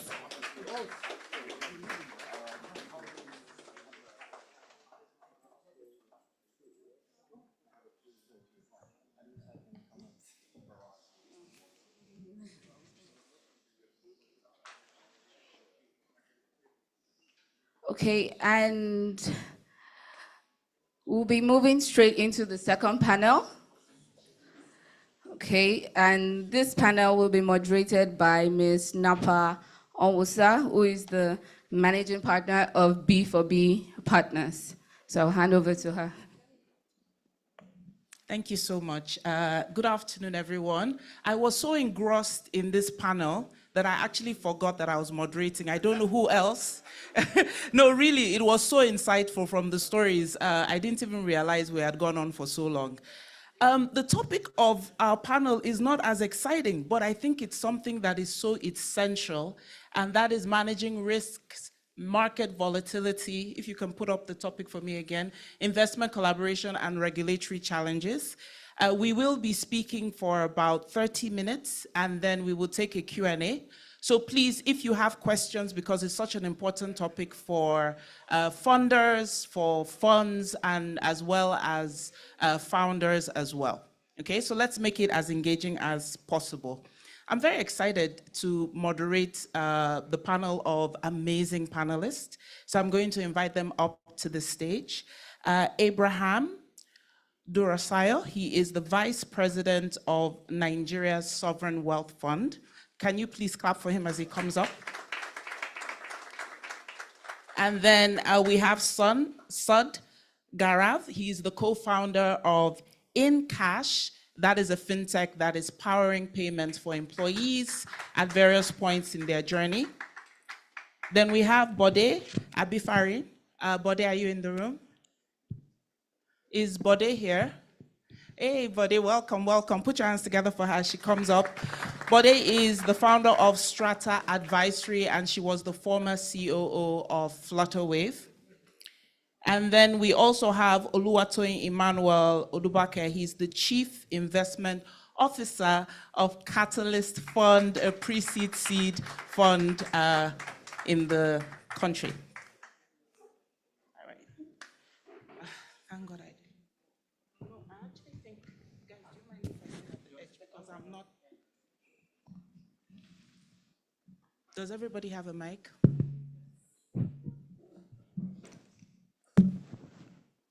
So welcome everyone and good afternoon. I hope we've enjoyed the summit so far.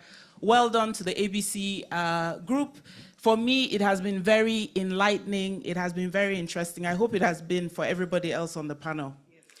Okay, so I'm going to start with the elephant in the room, of course, which is the macroeconomic situation that's happening in Nigeria right now.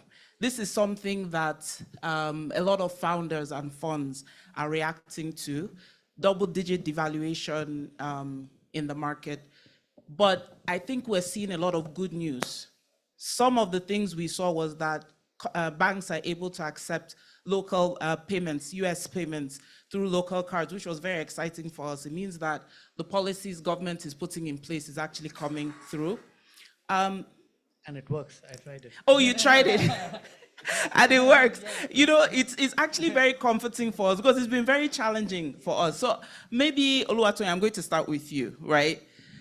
How has the shift in the past 12 months with this kind of volatility in the market changed the way you assess in the Catalyst Fund, the startups and the companies you work with? Thank you, and thank you very much for having me as well. Just very quickly for the audience, Catalyst Fund is an early stage investor across Africa, but focused on climate resilience and climate adaptation opportunities. We're a mix of primarily pre-seed, our initial investments, but we invest alongside up to the Series A. We have a different model to very interesting points made in the previous panel, but some of our de-risking is through venture building. So we have a team of sort of chief level experts that work with the companies that we invest in, and not just in an advisory capacity, but in an execution capacity to help those companies with basically succeeding, reducing failure rates and increasing success rates. On to the question of Nigeria. No, because it's a big, and the reason I wanted us to start with you is because the fact that you're a pre-seed and seed, and then resilience fund, it's almost like we put a risk and multiplied it by 3. Yeah. So how have you even responded to the market? Really practically, how have you been able to support those startups from seed to follow-up funding, et cetera, and so forth? So the first thing, I think one of the things that probably was implicit in the previous panel is that generally investing, but especially venture, is a very local game. Local to the sense that sometimes in bigger markets, it's not even just about countries, it's about cities. Part of that is understanding a lot of different things about the landscape. So in the last, if you say between, let's say, post-COVID, so let's say 2021 to 2023, there was a lot of anxiety investing in Nigeria because of the situation with the FX and the fact that a lot of what was happening was not based on economic principles. So you want to build a model to sort of frame your risk, but the model cannot work because it's not based on the economic principles. And so that, I think, was an even tougher period than now. Now, to the point that we were making earlier, once the new administration came in, some of the signals that they sent were clear, in terms of moving away from the regime that we had been in from an FX perspective. And yes, there was a lot of volatility, but correction is always painful. Yes. And since that time, I mean, I remember from like April last year, we were counting it in days and weeks since the FX moved. It wasn't, it was like, but we've had 3 weeks and it hasn't really moved like that now, And now we're a year later and we see that the band has been maintained, broadly speaking. And so the anxiety that comes as a result of that has actually come down quite significantly. You still expect that there will be movement over the long term, and to the point that was made in the previous panel, we're making 10-year investments, 5 to 10-year investments. So, 2 weeks, even a year of volatility is not necessarily going to kill everything. Timing is also important. In my previous life, I worked in a fund where we were investing money around 2016. So some of our investments were made when Naira was 160. And then a year later, officially, Naira is 305. And that was private equity. So you're not expecting 10x returns. So you just know from there that, you're probably going to die on some of these investments. And so that those, for context, like those are really difficult and painful situations. With venture, you're typically looking for businesses that you think, you're in, especially at pre-seed, you're investing in a business that if they have revenue, it's probably in the maybe thousands of dollars, tens of thousands. Most times, it's rarely ever in the hundreds of thousands. And this is a business that you expect can get to the tens of millions in revenue, maybe even hundreds of millions. So the growth that you expect to get from that investment, you hope that it will actually be able to absorb a lot of these sort of challenges. If you think about investing in a business, and we invest within a target band of say 3 to 5 million valuation, if we're investing in a business that's valued 5 million today, even if the Naira dollar goes to say 3,000, that's bad, right? That's half. But if that business is able to grow its revenue even to $50 million in 8 years' time, right, then we should have been able to absorb quite a bit of that, And so that's a fundamental bit of how we think about some of these things. And it's a bit unique to venture. It's different with private equity where you're not expecting those sort of huge growth. So you do need, it's a lot more sensitive, all these key macroeconomic elements. The one that's actually a little bit more of a concern for us now is inflation, because of what that means for spending power. And we tend to look for businesses that, whatever impact they're delivering, climate, social, anything, it is embedded in their value proposition. So what that means, if you take, say, a Money Point, I mean, it's not in our portfolio, but a Money Point as an easy example that's relatable. What Money Point is doing is making it easier for people to make payments, transfers, and now even access accounts, right? There's a critical social impact to that, but really, it's not about the impact. Not that it's not about the impact. The impact is what drives the commercial growth. You know, it's because they're able to make payments and transfers so much more convenient that growth is being driven. We're invested in a business, for instance, Earthbond, that in Nigeria, that helps small businesses to identify their power needs, match it to solar systems, access financing for the solar systems. Look at what's happening with diesel prices, petrol prices, even, you know, EKDC or whatever distribution company you're under, prices are going up. And so solutions like that are becoming more important. Yes, they have climate impact, social impact, but really they're just helping businesses stay alive and running. And so that view to how you manage the risk of cost of impact helps quite a lot, because then if the business works, it works, and the impact comes, you know, it's embedded in the business working. It's not a separate set of costs or activities that the business has to go through. Yeah, and I really like the kind of the methodology Catalyst uses, your Catalyst Fund uses, and that is working with the founder, like being able to provide that support, right? But I've been on a panel with you, and I'm sorry I'm calling you out in public, where you really pushed on 10x not being aggressive enough. You actually went as far as to say 30x in terms of a return.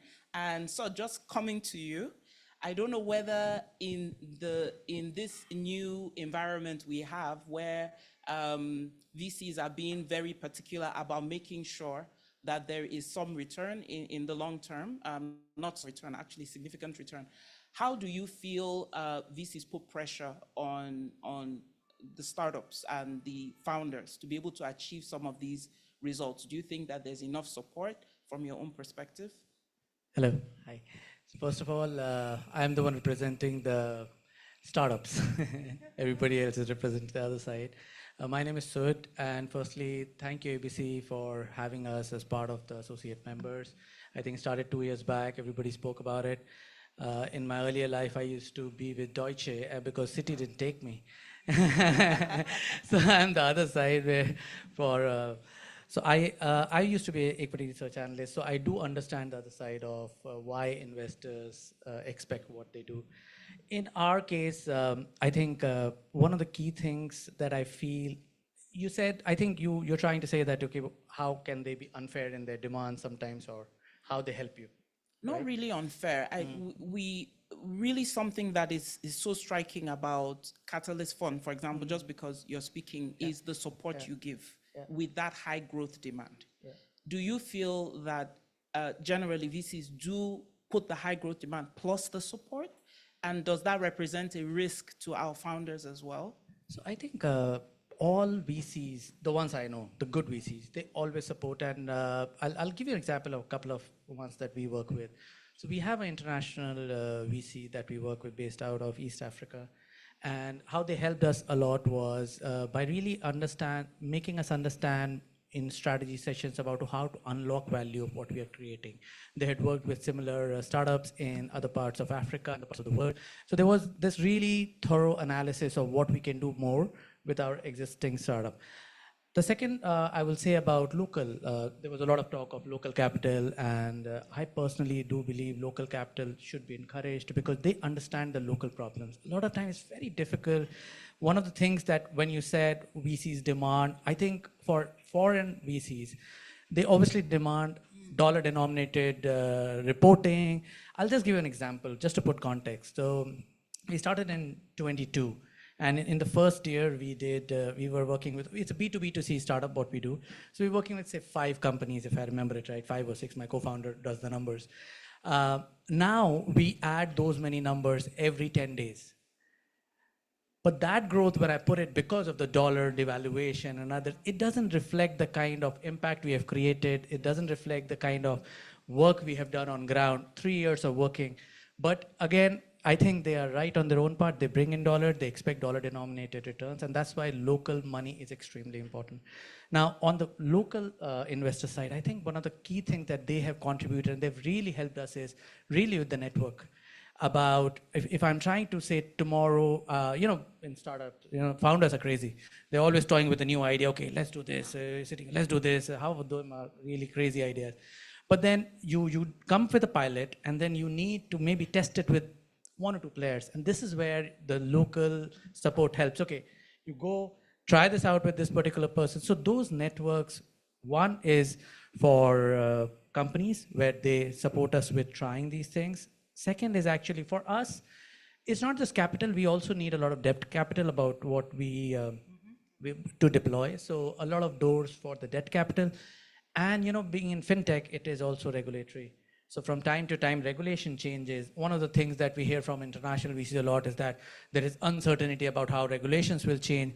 And that is where having a local VC on the same cap table helps, because they help you guide those regulations. So I think overall, in my experience, and so I've been, just on context again, I came to Nigeria in 1992.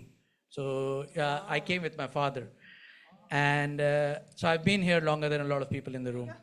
So I do understand how things have changed, but VCs, for the ones we work with, they really are supportive. But end of the day, you must understand what the representative from TLCom was saying, that if you invest dollar, you got to return dollar-denominated IRR to your investors. So those reporting, it just makes sense, but it's also frustrating as a founder sometimes that your real work is not reflecting in the numbers when you put it out on a quarterly report. And it also impacts your evaluation as well, It does. which is huge. So it does. So I think valuation can follow. I'm not worried, because as Toyne said, he's my old friend, that we invest for 5, he invested 5 years, 10 years. So I think valuation will catch up. I'm not worried. See, I don't think anybody who's a startup founder should worry about valuation to begin with. Valuation will catch up. If you provide value, valuation will catch up. But definitely it's something that is tough to convince in the start. Yeah. No, he's shaking his head. Are you No, shaking? I was going to, no. if you provide value, valuation will catch up. Valuation is a function of value.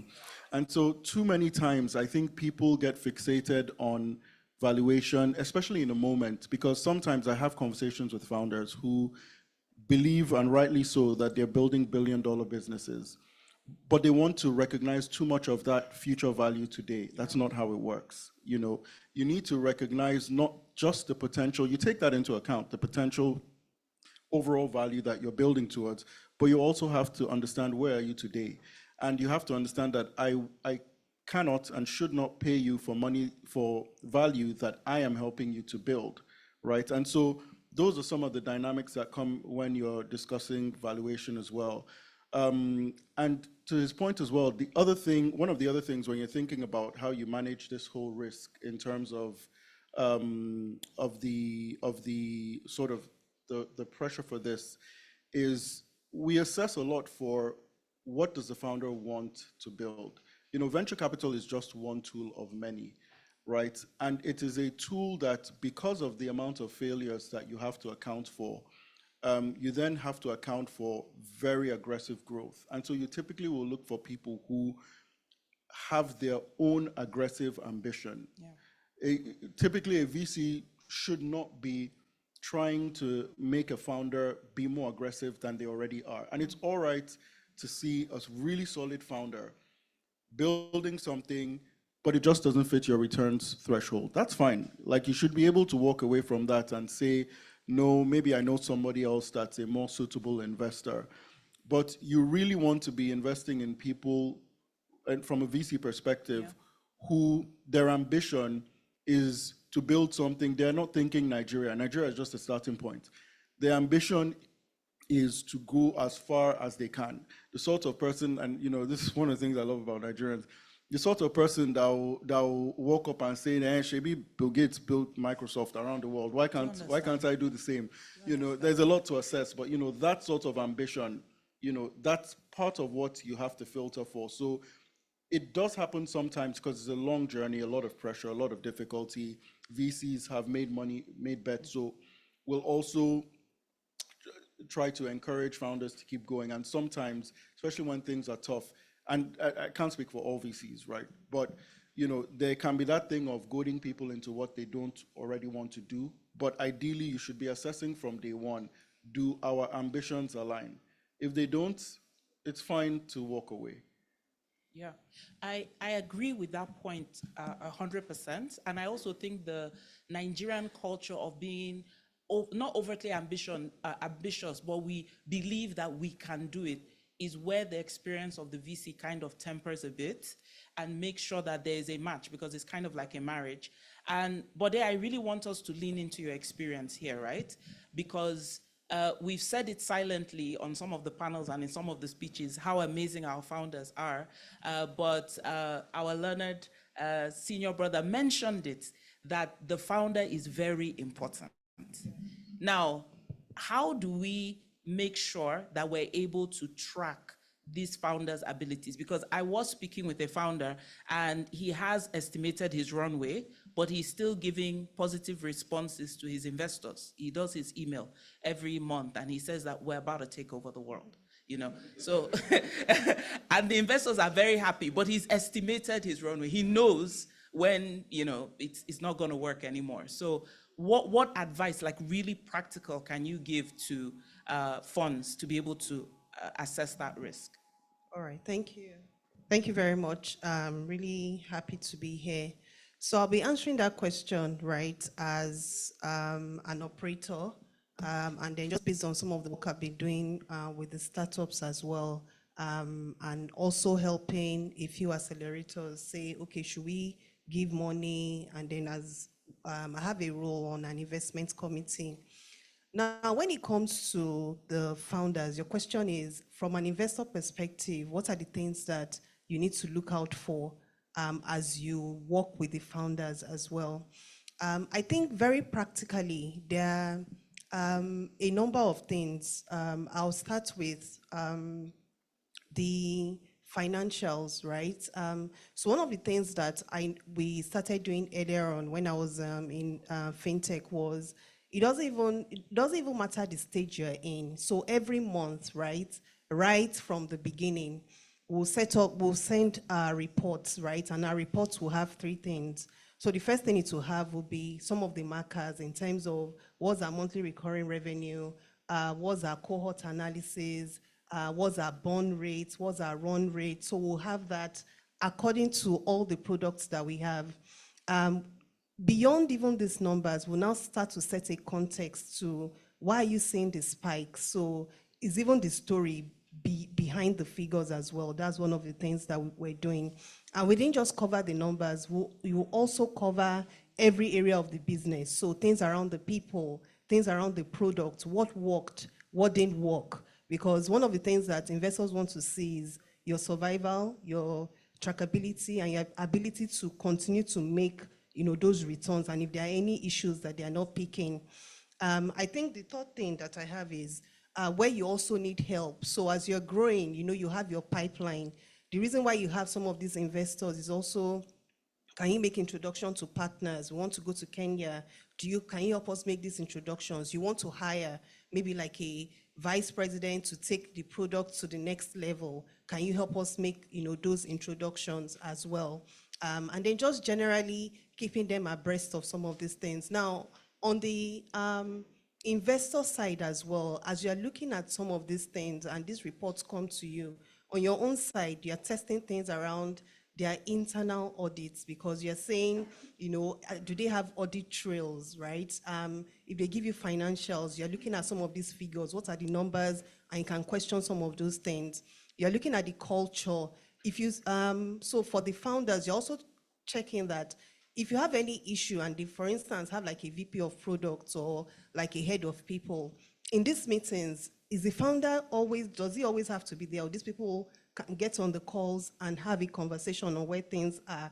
So just looking at over-reliance, right, on the founders for everything, you know, everybody just being loyal to someone in the organization, those are some of the things that you begin to look at, right, and just test as well. So those are some of the things that I think are basic, that from an investor perspective, you begin to check, and then you can offer support as you move.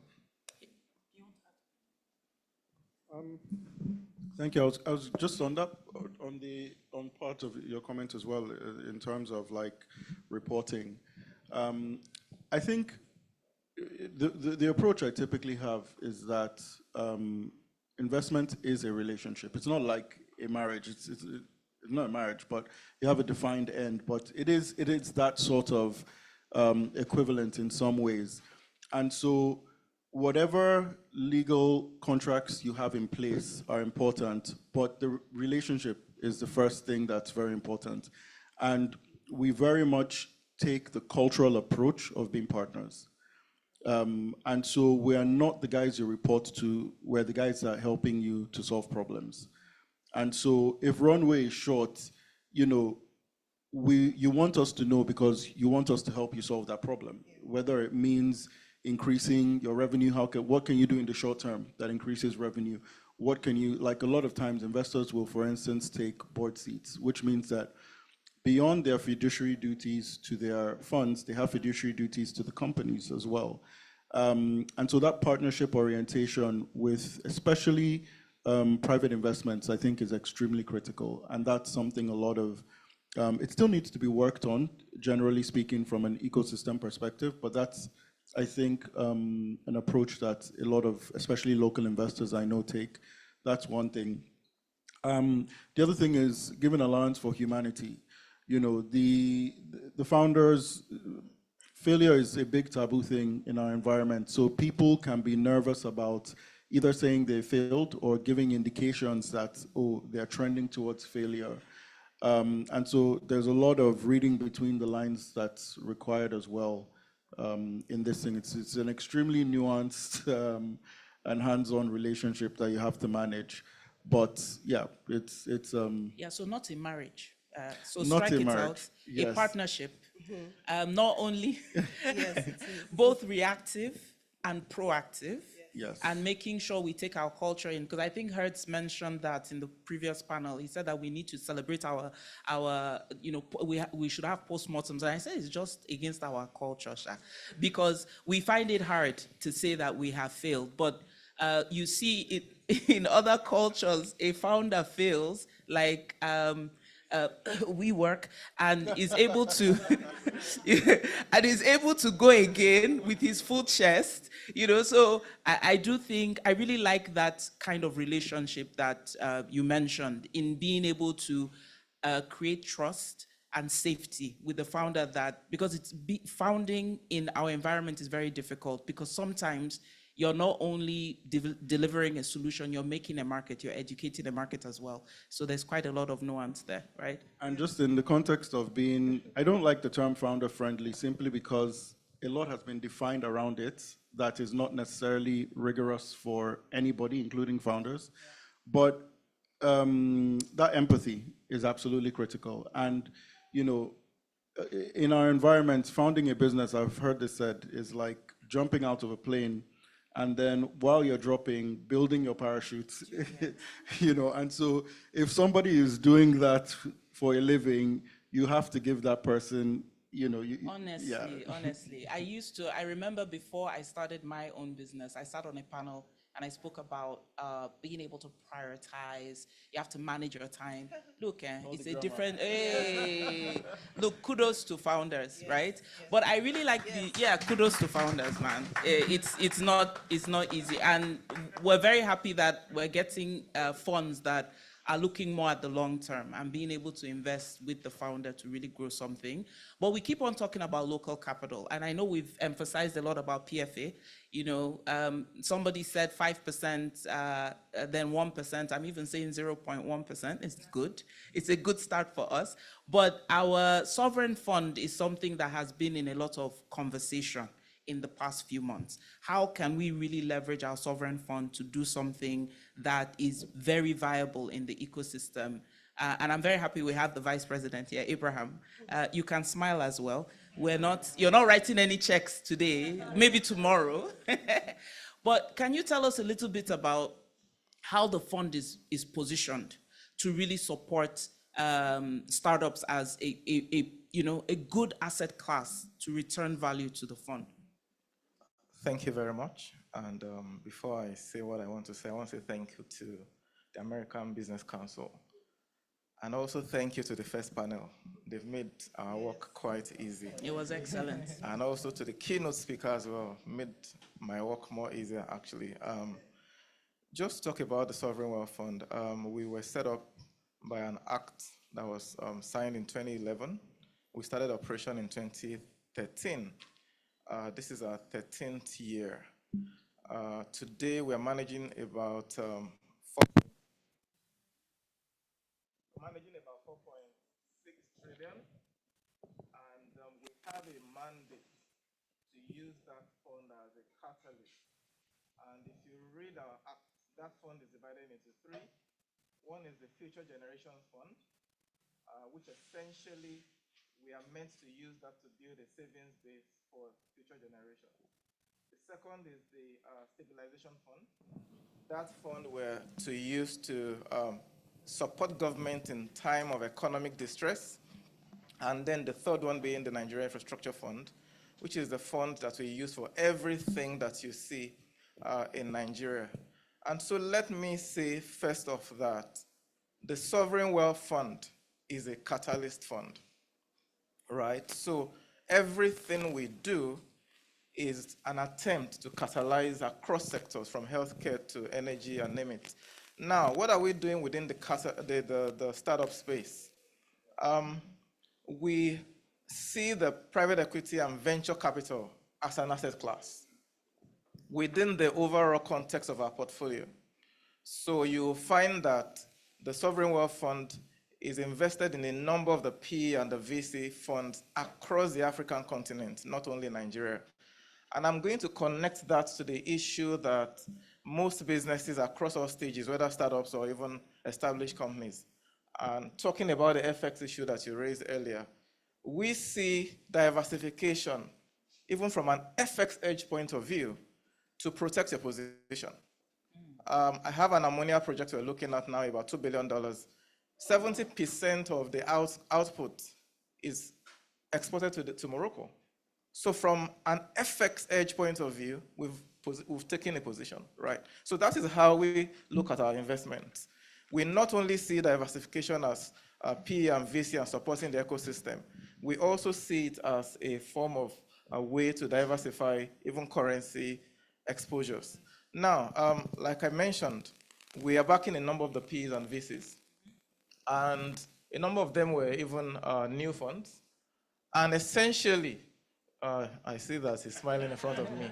Our attempt is that we as the sovereign DFI should be seen to be supporting the entire ecosystem. And so that is why we're taking that position. And then two, about 3 years ago, we started the NSIA Prize for Innovation. And let me say that NSIA does CSR. The only CSR NSIA does is the NSIA Prize for Innovation. It means our interest in the startup ecosystem, it is largely driven by impact and how we can back the entire ecosystem. And in the last 3 years, in terms of numbers, last year we had 8,000 startups compete for what we're doing within our NSIA Prize for Innovation. This year we have about 5,000 because we then narrow to specific verticals within the ecosystem. And what do? We have a check of $225,000 on the table for the startup winners. And in addition to that, we then take them to Draper University in the US and to essentially have interaction with the ecosystem. So beyond the capital, we also want you to go into another ecosystem to see how things are being done. We feel that that way we can possibly find an idea that will help you to do what you're trying to do here better. And then two, we can learn from other ecosystems and not repeat their mistakes. And that is one of the reasons why we are doing that cross-pollination to help to drive the ecosystem in Nigeria. Sorry, Nepa, I just wanted to add to why I think this is very important, because, you know, when you have local funding, some of the issues that you experience as a founder, give an instance, fintech, is more explainable, they understand. Because how do you tell somebody that is not from Africa or Nigeria that you have an issue of double settlement, or you have to pre-fund your account? Sometimes you stand in front of them and it's taking you a long time to even explain that in this climb, as opposed to what you experience, some of these things we have to walk this way. We have to treat a partner this way. They're asking, you said you want to do enterprise. Why are you going to merchants? Why do you want to do POS? Because the margins are higher. So you spend time building business cases, explaining.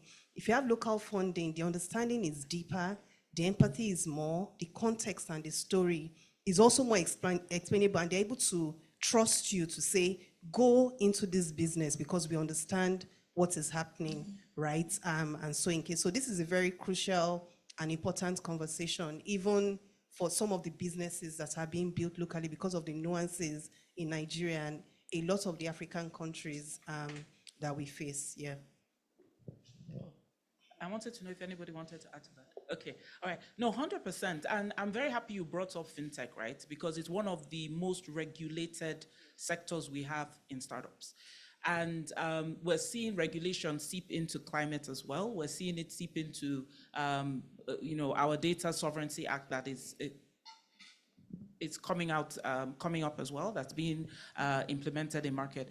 Is there any support that we can get, Abraham, and this is for you, is there any support that the ecosystem can expect from the Sovereign Wealth Fund to be able to help overcome or mitigate the time spent in regulatory, time investment we make in making sure we're compliant, or even understanding how compliant or non-compliant we are? Thank you. In terms of support, I think I must give kudos to the local ecosystem. I followed very carefully the Startup Act that was passed, and I saw the participation of the entire ecosystem in making sure that happens. So I think we must continue to applaud the local ecosystem for pushing that act through. Now the next thing is, it is not enough to pass the act. Now we're at the implementation phase, right? So maybe from our own experience, and I would say as NSIA too, that we face some of these hurdles as well within the ecosystem, across various regulations, across various offices. And so, I'm very happy that we're having this conversation. You cannot fight alone when you are dealing with these policies and these regulations. So fighting together is very important. If you go and engage, and I'm very happy at some of the things that the US government is trying to do, we are involved in some of these engagements across board. And I would say that it is important to have forum like this where you have information to even know what is happening and how can you get involved, right? So I think that is important. And then two, it's also important that, for example, the NSIA, our doors are always open. We are not just supporting at the ecosystem level, we also invest further the line, right? So if you have projects that are in Series A, Series B, and are looking at investment opportunities, our job is to invest, right? So, and we can bring some of those regulatory relationships that you don't have to fight. We have access to a lot of these offices. Maybe it is easier for us to put a phone call through and the problem goes away. Maybe you will make 100 and the problem is still there. So I think in terms of even investors around the table, it might also be useful to find institutions who have some of those capacities that you don't have. You don't have to overstretch yourself with your resources to try to fight some of these issues. That might be helpful, and NSI is an investor within that space. Thank you. Oluwatoyin, do you have something to add? No, I was just going to say, and I'm sorry, I missed the intro of the previous panel, so I didn't catch the gentleman's name, but that adage he gave from his language. Exactly what I thought of, yeah. Because really, rising tide, all boats will go up. It's as simple as that. There's a term I heard some years ago that I really like, cooperation. You know, there's a time to cooperate, there's a time to compete, but you really have to think about it carefully. So, you know, it doesn't have to be public, but it could be a case of, you hear that, if you're a fintech, you hear that this policy is coming down the line and you know it's going to be bad for you. You can run to the CBN by yourself, but it will be much more powerful to call your biggest competitors and all of you going together, because that already makes a statement. When you walk in, the CBN knows that you are competitors, but you are all saying, please, okay, let's engage. And when you look at corporates, you know, this is not a new idea at all. This has been happening for centuries, associations and so on and so forth. The banks are all fiercely competitive, but then, you know, they work together on a lot of things relating to government and regulation. So, you know, it's really not a new idea. It's actually basic common sense that needs to be strategically implemented a lot more, because it's one thing to react to policies that are coming.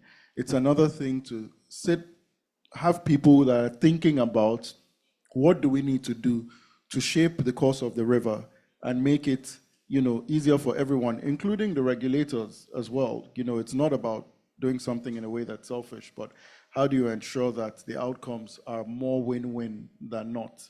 And going together makes your voice a lot stronger. Most definitely, most definitely. So we're going to take 3 questions from the audience. If you have a question, please raise your hand and mic will be brought to you. Just your name, where you're from, and then what's your question. While we wait for the question, Sod, I just want to ask you, what has it been like for you, being able to comply to all the regulations as a fintech? So I think regulation definitely is one of the toughest part in a fintech, and it does take its own time. What Abraham said, if you have the local investors, and which I pointed out in the initial talk, that if you have local investors, local institutions especially, it makes things a lot easier. But I think regulation does take its time, especially the licenses and all. It takes its time. It's taken us as well, and I'm sure everybody's in the same boat, especially in the fintech. I'm sure in other e-commerce and all, it's much lesser. Yeah, I think there are 400 regulations. There are a lot. There are quite a lot. But you have something? No, I think the only thing I'll add to what he said is also just opening the door for conversation. So you have to keep writing to them, seeking, you know, also doing the white papers and sending it to them. Because unlike how it was almost 6-7 years ago, at least about 4 years ago, if you tell them you have an app, they actually have people that test, they ask questions. So also, you know, just opening those doors, telling them this is it, inviting them, going to do presentations. And like he said, the banks have done it better. There's still a lot to do with fintech, because even when you come together, there are issues to be resolved in that, also going with one voice, and they're listening, right, and reacting to that. And I have a challenge to throw to the room. We should also aspire to be the regulators. Yes, and that's a challenge I want to throw to all of you. And let me give a practical example. Dr. Agama will soon be here. He is one of the most forward-thinking regulators that Nigeria can ever have. If you see his reaction to regulation, I'm sure he's happy to talk to everybody in this room if he has an opportunity, always willing to listen, always improving on his own knowledge. And even in this room, we have Mr. Our taxman here, who has also shown us a very, very beautiful and bright example of how we can make a difference on the other side of the table. So maybe you two should rise up and become the next regulator. I think that's the challenge I wanted to throw here.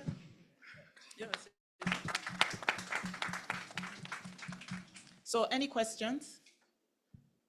Okay, we have 2, Sarah.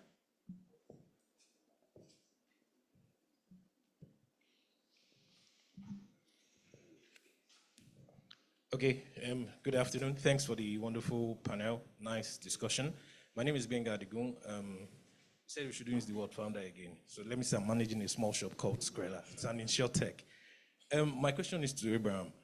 You talked about your participation in venture space as a CSR when you give out $225K every year. Is that all that is allocated to your participation in startups?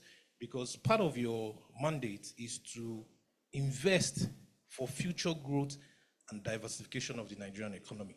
Do you think the NSIA has allocated enough resources?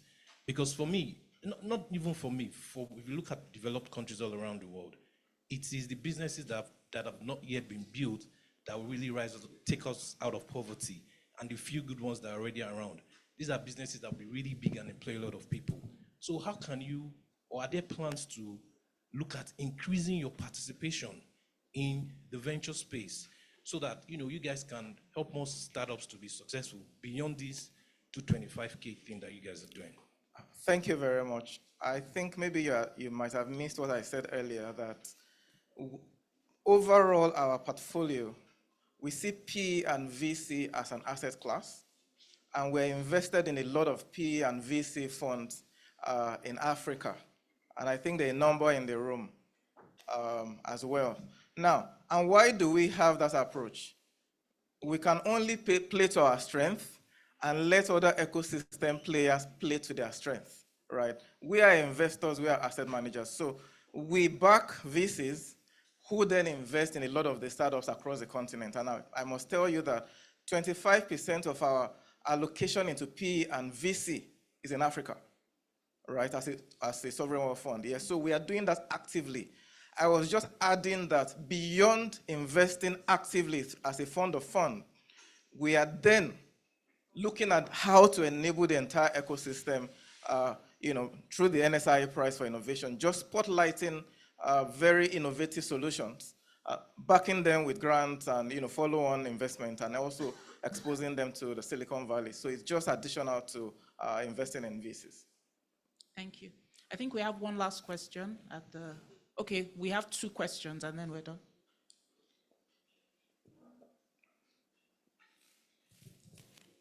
All right, good morning, everyone. My name is Daniel, actually. So my question is, so I've actually noticed that most of the conversations here, they center around the fintech and software startups and all of it. So as a co-founder of a clean energy and manufacturing company that's solving critical infrastructure problems in Nigeria, from energy access to e-waste reuse, I'm curious, what role do you think the startup ecosystem and investors should play in supporting scalable, impact-driven manufacturing ventures, especially those addressing climate and energy challenges in Africa? And a quick follow-up question is the Nigerian startup narrative pretty skewed towards fintech? And what can be done to diversify attention towards sectors like manufacturing, agri-tech, and clean tech? Thank you. I think that's for Toyin for sure. No, there's nobody else. I mean, So to answer the first question directly, where I mentioned earlier Earthbond, one of our investees that's also in energy access, and we're also invested in ScrapPay, a business that's in waste as well.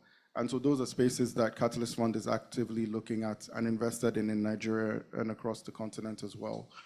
On the question of manufacturing, do VCs invest in manufacturing? Yes. It's tricky, however, why, and the term, we can get technical about whether it's VCs that invest in manufacturing, but there is a lot of math behind the VC model, and generally speaking, that math doesn't work well when you invest in a model whose growth is tied to investing in assets first.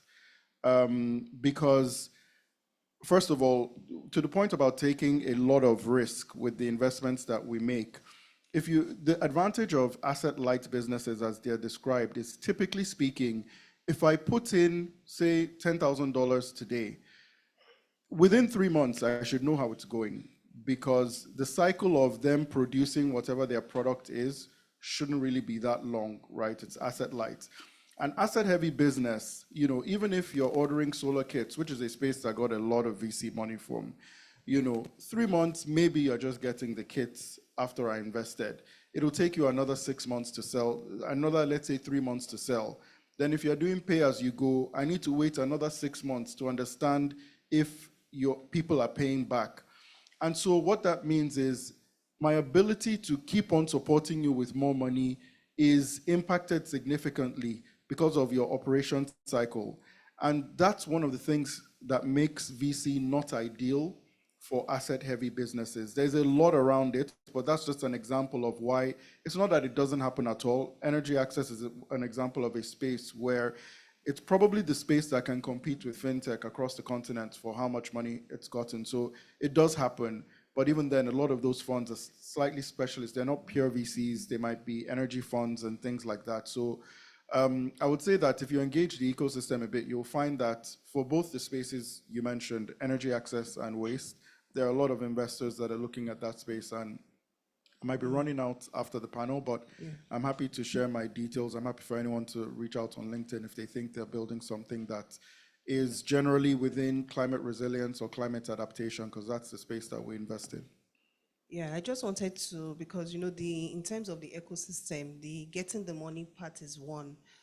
There's also a lot of things you can tap into from maybe an accelerator within the ecosystem, where beyond the money, because a lot of founders get the money, but the operations, how do I calculate my GMV, my MRR, how do I set up my operations, how do I track money movements within my organization, my operations, my technology. I've been part of 2 or 3 accelerators that really spent a lot of time holding the hand of these founders, because sometimes you'll be wondering that, how are you doing this business? Because they have no clue, and they come out of those with templates, with support, and exactly what to do, even with hiring.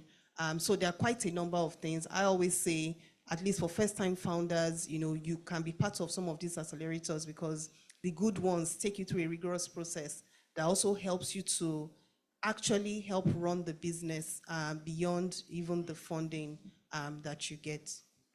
I think to add to that, I think you're in an interesting space. Just to add to what he said, I would say widen your the kind of options you're looking at, because renewable and energy is very interesting. NSI, we have a fund focused on just renewable alongside IFC. Then we just launched a $500 million fund alongside Africa 50, the World Bank Sustainable Energy for All, and also International Solar Alliance. And it's essentially focused on energy, right? And then we just launched another fund last month. We brought all the sovereign wealth funds in Africa to Abuja last month, and we launched a fund that, up to $5 billion. And the first focus of that fund is on renewable and the recycle economy. So I think beyond just VC, you can just, probably widen the options you're looking at. There's a lot of interest within that space, and I'm sure you'll find one to speak with. Definitely. Daniel, I hope you got some really interesting things to look at, but check out the Catalyst Fund as well. That's what you guys do. That's what you do. So we have time for one brief, concise question, and then we can close out this panel.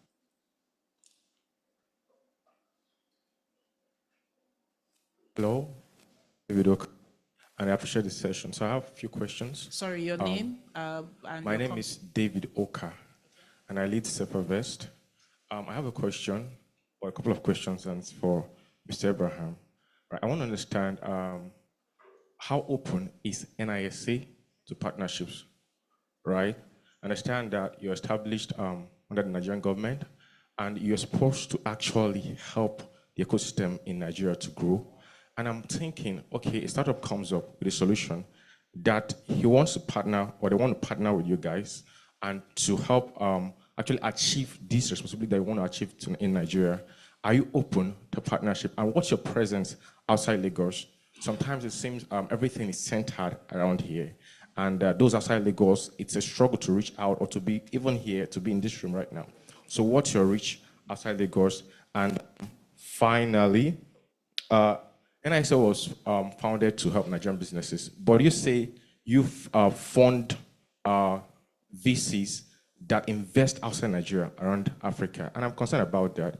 Are you supposed to actually go outside Nigeria? Are you looking for profit, or do you want to actually help Nigerians? And why are you not investing in small businesses? Thank you. Did you catch the 3 bullets? I think, as we, I could literally be spilling blood right now. This is more than crucifixion. To answer your question, firstly, I actually flew in from Abuja to be here. So we're not in Lagos. So we're in the same shoes. So this conversation was very important to us. And again, we must thank the American Business Council. And that is why we thought it was very, very important that we're in this room. So that is why I am here. But of course, this is the age of technology. You should, it's easy to reach. If we have to flight, COVID has taught us that you can actually get a lot done from your room.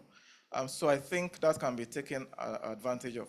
Now, in terms of why are we investing across Africa, I think firstly you need to realize, and I think that is one thing we've learned from the ecosystem as well.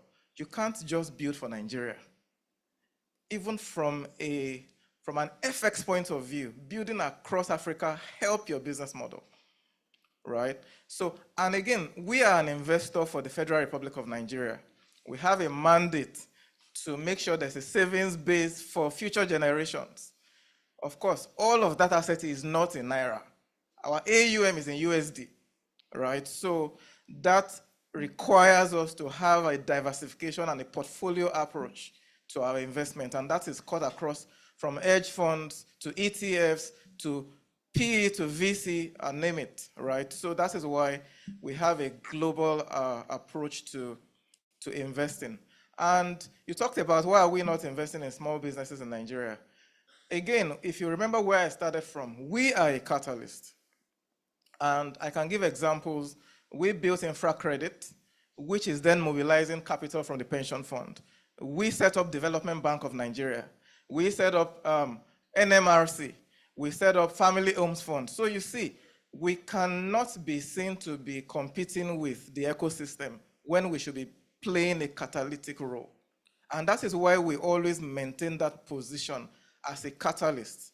And like I mentioned in the room, we want to back VCs who are doing an excellent and fantastic job of investing in the ecosystem. We feel that is the most optimal way that we can do our job without getting bogged down with all the things that need to be done. I hope that answers your questions. Thank you very much. You just did an Iron Man there. Well done, Abraham.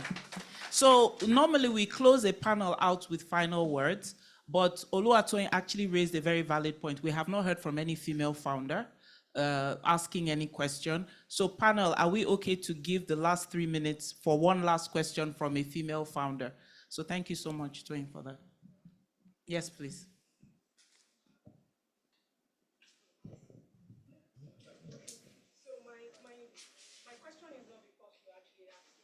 Okay, but start with your name, though. I had a very interesting conversation with Miriam this morning. So my name is Adenike Adegbite, also known as the Trillion Box Chick, because I'm the founder of the Trillion Box Company. And that is just telling you how big the dream is. I think someone was talking about... It's Oluwatoyin, don't say someone. It's you've been able, yeah, I did that thing. You've been able to see beyond, this space and what is possible. So my own question is even to what I do. So we have a tech startup called Joe 247, and it is audio tech.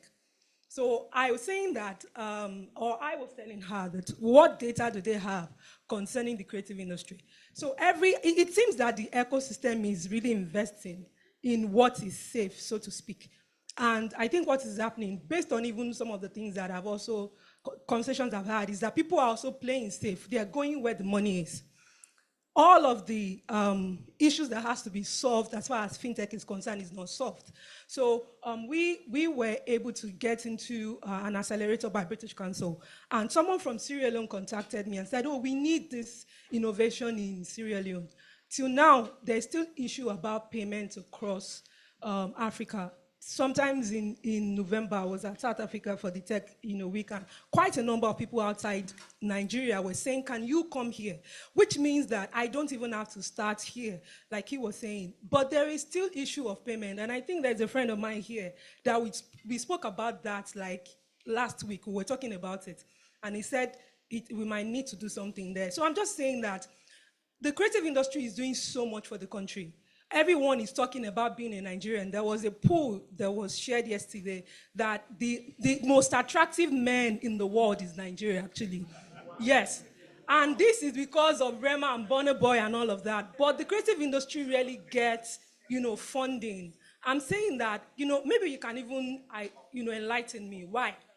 Even your funds, I think I was part of the people that, contested for it. But I see that there is just this tilt towards certain industry. Fintech, agri-tech, and you close the shop. You don't want to do anything else. Why? What exactly is going on? Thank you. Is that another bullet? Abraham, I don't know what's happening, So right. actually also, you want All to right. add to it as well? Okay, just to answer that. What we're doing again is ecosystem based. So let me give you an example of projects we're doing. I don't know if you have heard about the Arena projects coming up in Lekki Phase 1. It's just like O2, yeah?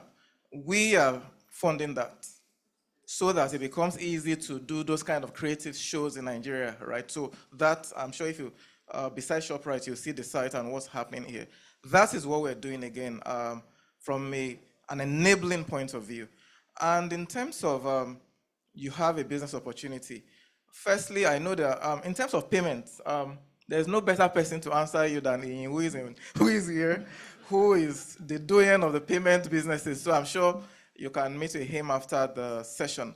But again, these problems present opportunities, which we all must embrace. And then in terms of NSIA, there are a lot of VC funds here that I think you are free to speak to, who we are invested in. We will always make sure the business of the VC is viable so that they make us money, right? So I think for us, that's an ideal approach.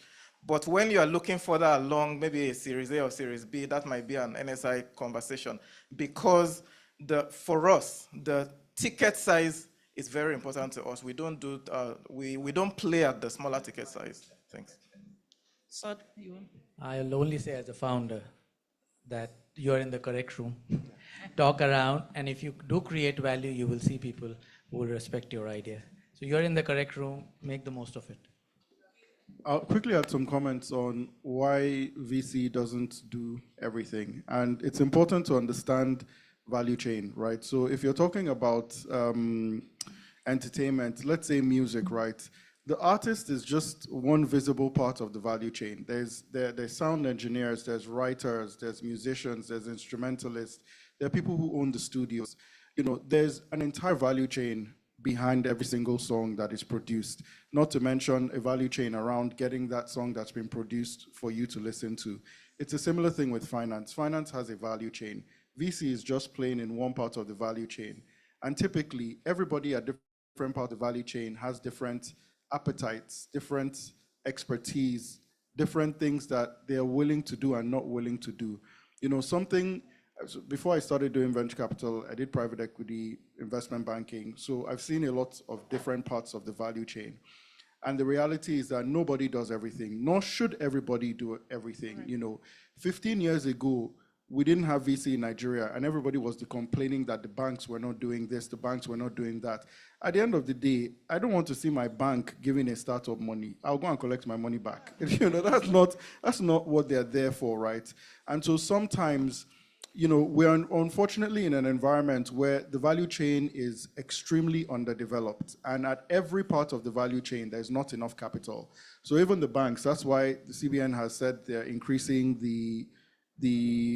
basically trying to grow the bank sizes, right? So we're in an environment that, first of all, everyone is starved for capital, even the people that are managing capital.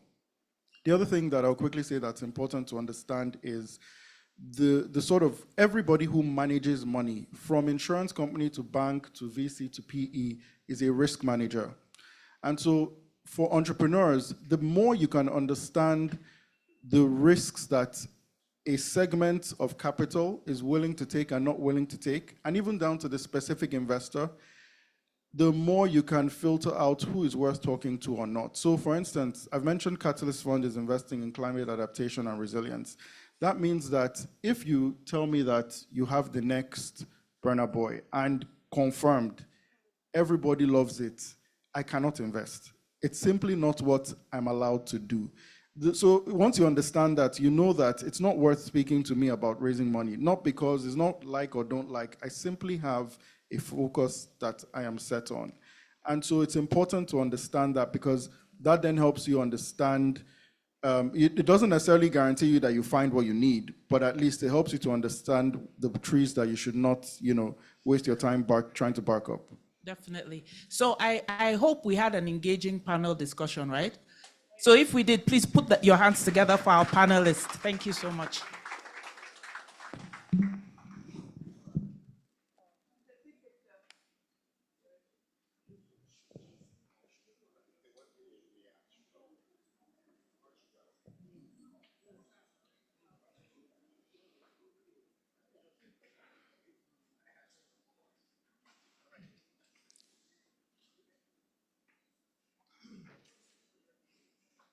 And if I can please call on the CEO and Mr. Oguche, please.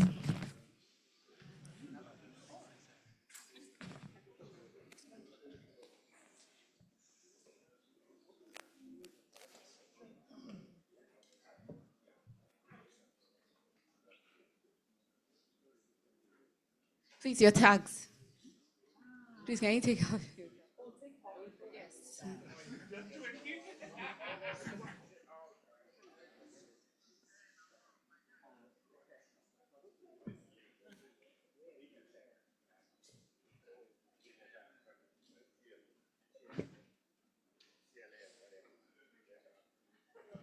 Thank you so much.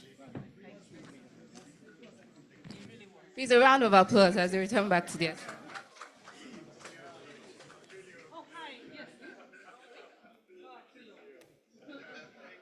So we're moving on.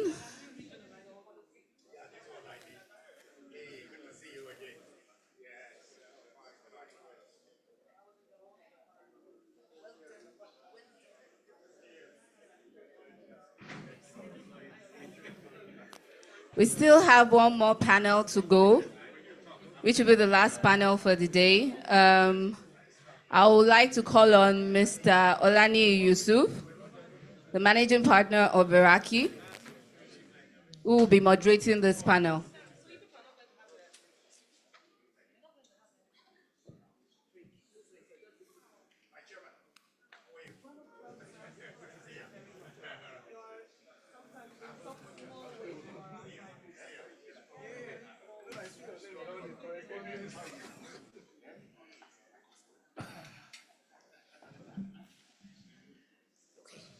Yes.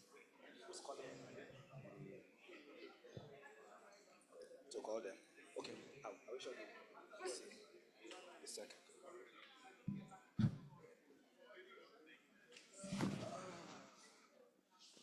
Please, can we settle down? Well, I guess people are networking. It's not often that you see VCs and funds and doing of payments in the room. So good afternoon, everyone. And yeah, this is the last session, but probably the most important session. The first two panels have spoken around how to attract capital, where the investors are. This session is about how to ensure that you optimize your tax exposures to both your investment and to the wealth that you create. And secondly, is also how our government is trying to help us unlock additional investment into the sector. So I have three panelists. One will be joining virtual, and two panel members are already in the room.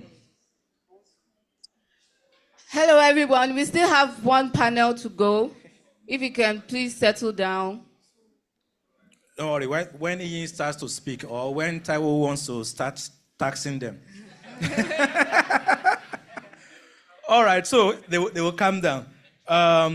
We are blessed to have in the room with us the doyen of payment. So that's a new title. Ian Aboyeji, the founder of Future Africa. Ian needs no introduction. So thank you, Ian. And also in person with us There's also another person that needs no introduction, Taiwo Oyedele, the chairman of the Presidential Fiscal Policy and Tax Reforms Committee. And lastly, joining us virtually is the Director General of the Security and Exchange Commission, Dr. Emomotsimi Agama. Can we be sure he's online? Yes, I'm online. All right, thank you, DG.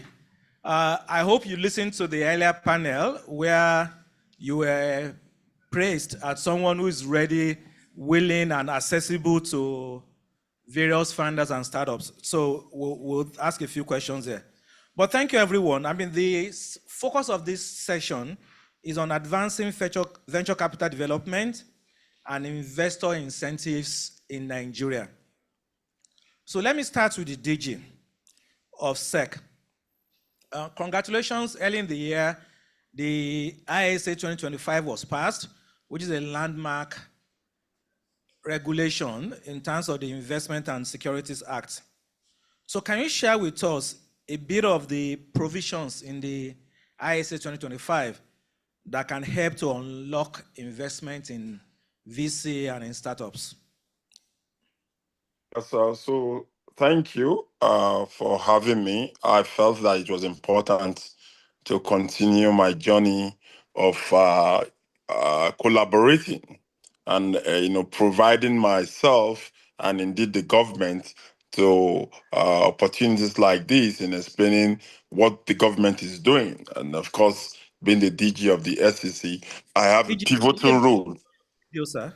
Hello, can you hear me? No, we can hear you, but we can't see you. I was checking to know if you're able to put on your video. Yeah, so I can't put up my video because I'm far away in Kyrgyzstan. So it's hard. So, but because of the importance I place on this, that's why I'm, doing this. So I'm sure my pictures are there. So my video wouldn't be important if my voice is heard, right? We know it's not AI that is talking. Good.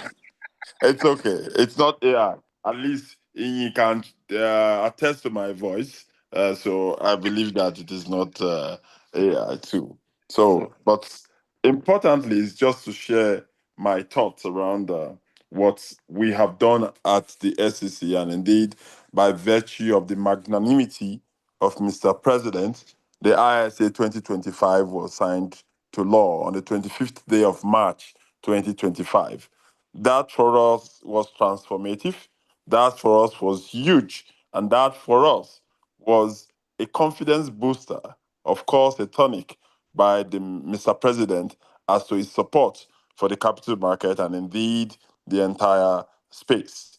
And so in that law, coming back specifically to your question, there were, milestone provisions that indeed will change the landscape if followed properly.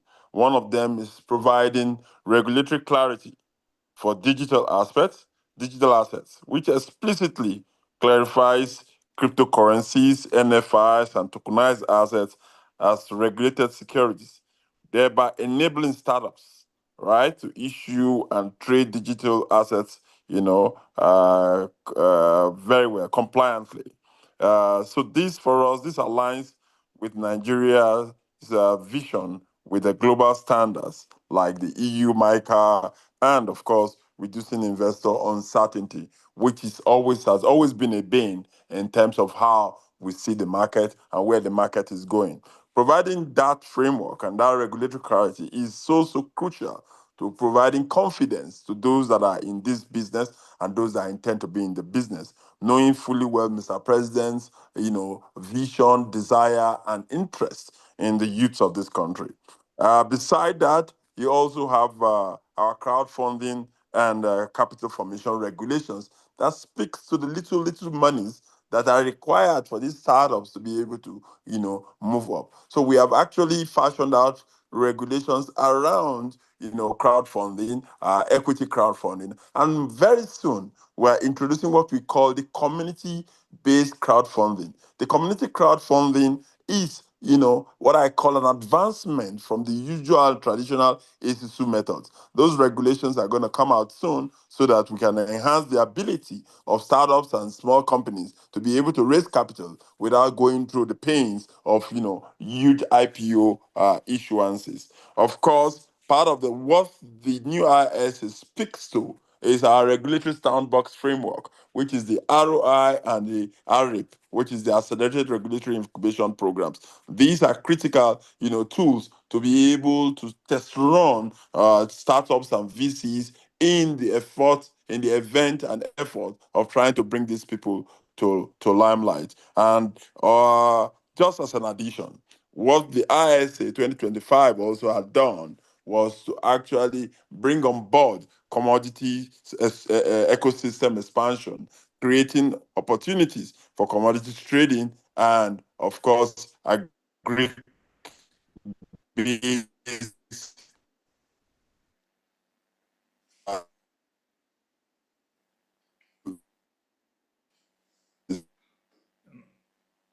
I'm sure that's from Kazakhstan. It's not It is Nigeria. given that, clarity has been provided by the ISA and support has also been provided by the ISA to get this done. So I believe that is a great way to start. And I believe that my colleagues right on set are able to do even much more that I'm doing virtually. Thank you, DG. You have done a lot. You've listed 5 important things. Digital asset trading, crowdfunding, so that would be good. Regulations around crowdfunding is available.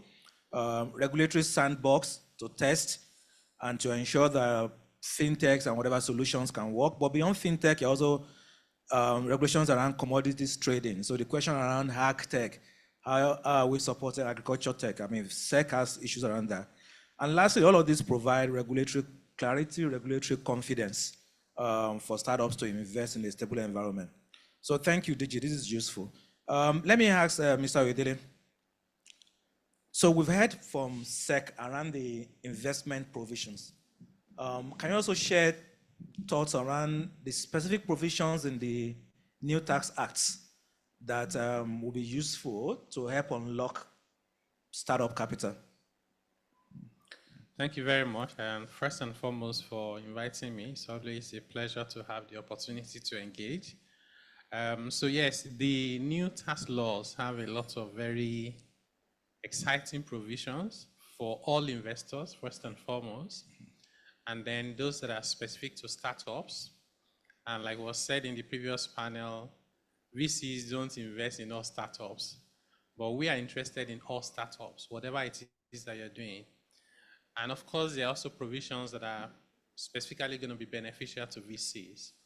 So the way we looked at it was to first identify what are those impediments and fiscal risk, including tax, that businesses are having to contend with, and remove them as much as possible. And then think about the entire end-to-end value chain of investment, from setting up, operating your business, should you want to do some reorganization and mergers, and then exiting as well. So specifically, we have provisions around economic incentives, priority sectors. So the Startup Act, we brought the incentives into the new tax laws and even enhanced on them. So as a small business, you don't even pay any taxes because not all startups are big.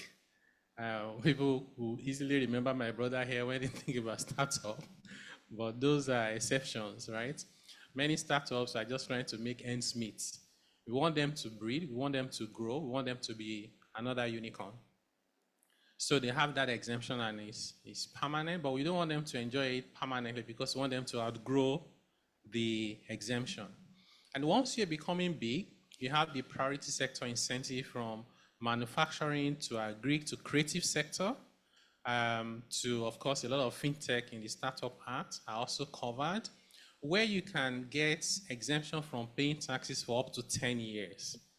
But you have to invest, and it has to be validated. You can't just cook up, what you want to get incentives on, because these are some of the loopholes we identified that we try to address. You also have specific incentives to VCs, for example. If you invest in a startup and you are exiting by way of sale of assets, your gains are totally exempted from tax. Should you want to exit via the sale of shares, we have a threshold. Up to 150 million proceed, you don't pay tax.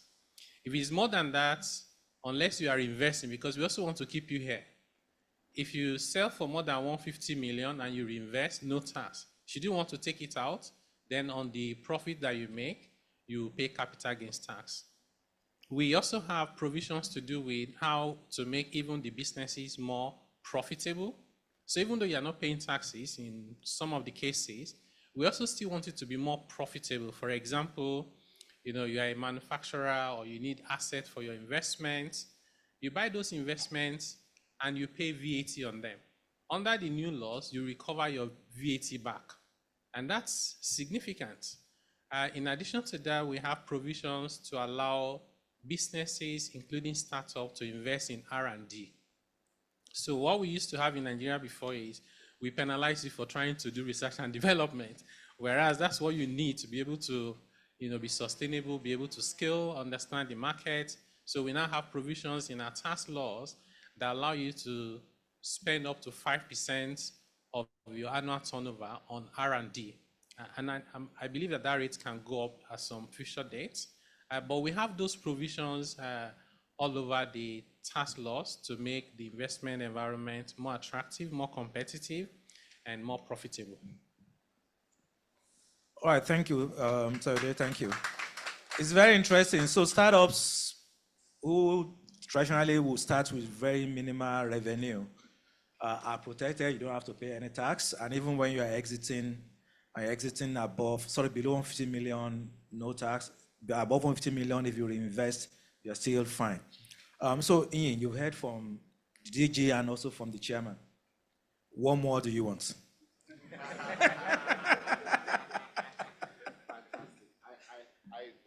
Fantastic. Thank you very much, sir. The beautiful thing about what the DG and the chairman have said is because we've had extensive engagements, and it's really, really good to be in an administration that is listening. So we always want more, but I want to first of all say thank you for the ones that we have already gotten. So thank you, DG. Thank you, chairman. Now, I think there's a lot that has already gone into the existing frameworks, but I think that there are just a few elements that can be further enhanced. And I think to be fair to the federal government, a lot of this has to be done at the level of the states. So the biggest input into our own unique form of venture capital in Nigeria, because I think it's very different from the rest of Africa, is that our core asset is talent. So we actually didn't build our ecosystem sort of like the Kenyans or like the South Africans, where, in Kenya, for example, you had a lot of NGO dollars. So you had the ability to sort of build an ecosystem around particular advantages we don't have in Nigeria. Or in South Africa, you have very heavy government revenues. So you're able to build around clear government support. But you see, in Nigeria, the entire ecosystem is just designed around this concept of young people figuring out how to build technology and then leveraging those technologies to solve problems they see around them and then scaling those solutions around the world. So it means that we need to be more intentional about how do we actually leverage income tax to be able to not just reward, but also attract talent. Because what happens oftentimes is we've become a training ground for talent that ultimately jackpass. And what we should be fighting for is to become a destination for what we call jackpata. I always say jackpot is not the whole story, but we need to jackpata. So a lot of our talent that have left, they are paying 43% taxes. They are paying, so I know the tax now is 25%. It's very good. I'm not complaining. For the rich people, but trust me, these people are rich. But I think we have to think about it from a comparative advantage perspective, right? If you can go to Dubai and pay nothing, why would you come to Nigeria and pay anything, right? So that's one. The second thing I think is incentivizing foreign investment. You see, our ecosystem, because we didn't have the capability to raise a lot of the capital locally because of knowledge constraints, as well as just structural constraints. The cost of capital here is higher, the tenors are shorter term. We've had to rely a lot on foreign funding.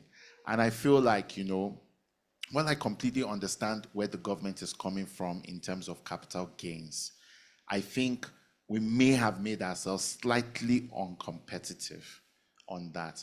Now, for me, I say, look, there's always a solution to the problem because I understand what they're trying to do with the capital gains. We had a big loophole between company income tax and capital gains that needed to be closed.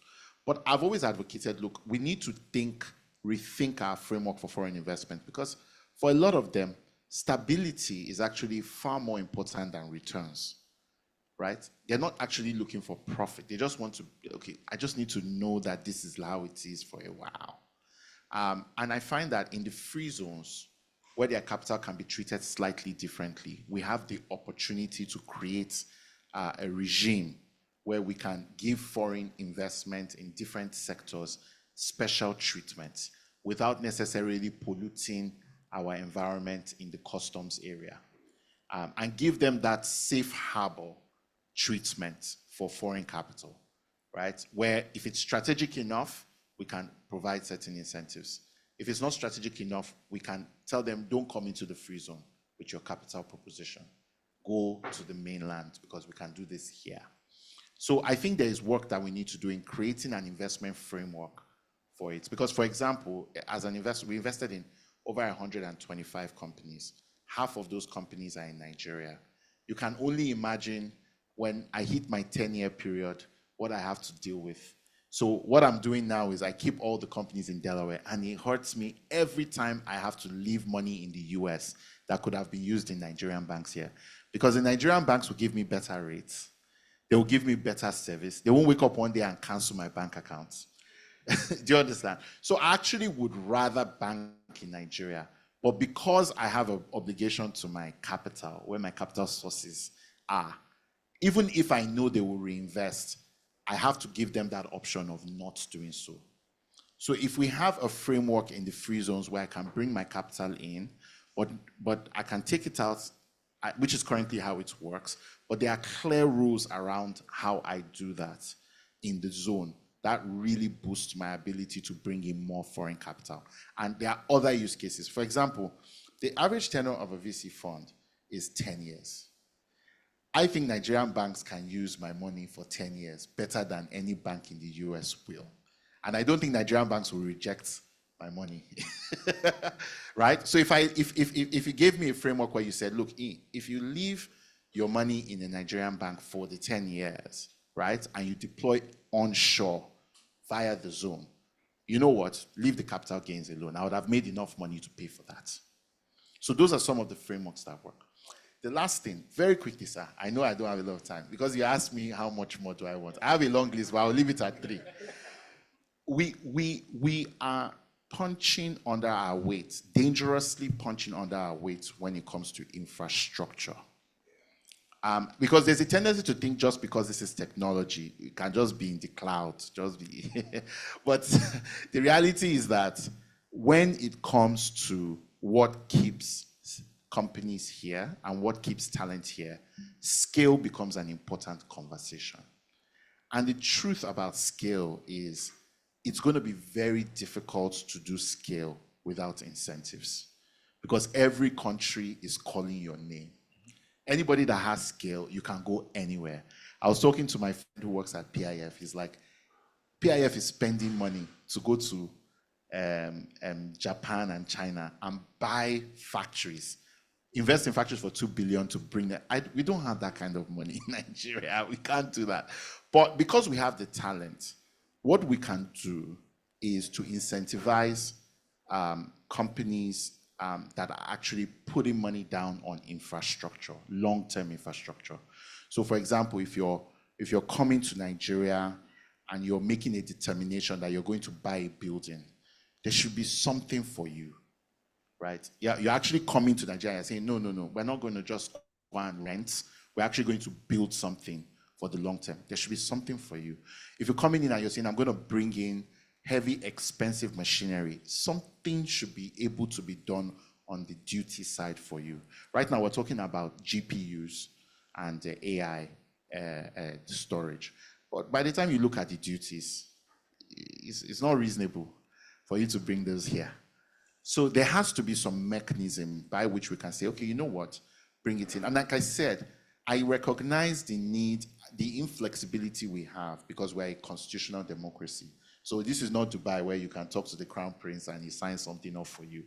But I think we can be more flexible with the use of free zones in actually creating those incentives for particular industries, which would then actually allow us to be able to compete, because that's really where the challenge is. Competitiveness is the goal. It's not just enough to give tax incentives. If my tax incentives do not allow me to compete with my counterparts elsewhere in the world, you might as well not have given anything, because at the end of the day, I don't get the business. So those are just the three things. So we'll accept the tax incentives first. Why we I've then said thank you now. Absolutely. Why we then try to work on the competitiveness? So Taiwo, a number of things to unpack there. So I'm going to come back to you on incentives on income tax, because your average startup CEO earns about $5,000 or so. So they are not your 1 million per annum guys. So they pay huge tax. So your thoughts on that? Incentives for FDI, for infrastructure, for digital free trade zones. So think about that and the capital gains tax. But let me go back to the DG. DG, sir, Inyi has talked about incentives for digital free trade zone. And I know the first one is somewhere down the line, Lekki-Ekpe corridor. So what is SEC looking to do, or how is SEC working to support the digital free trade zone, which is different from your oil and gas or whatever free trade zones, but a free trade zone that will support our digital entrepreneurs? How is SEC seeking to support this? Yeah, thank you again, and well done, Iyi, and well done, Mr. Oyedele, and welcome to the fifth floor, because I knew that you just climbed that ladder. Anyway, but coming back exactly to your question, for us at the SEC, I mean, I pride myself to say that the current SEC is a solutionist SEC, an SEC that looks for solution for people, for Nigerians, and more importantly, for young persons. And I say that with all sense of responsibility. So for us, I have been discussing with all of these people. That's why he is my boy. He's there, and I can say it to the world, and he cannot deny that. So, and several others like him. What do we need to do as the SEC to get things done? It's what is our, what I call our pain points. One of them is specialized licensing fast tracks. I put my heart to it that for, free trade zones that require us to provide licensing, we are digitizing that process to make it actually digital, because that is what will encourage them. And so we are particular about this. And I'm actually in discussion with some international free trade zones, and I can see exactly what they are doing. Ours is take the best out of what they have and share it with our people.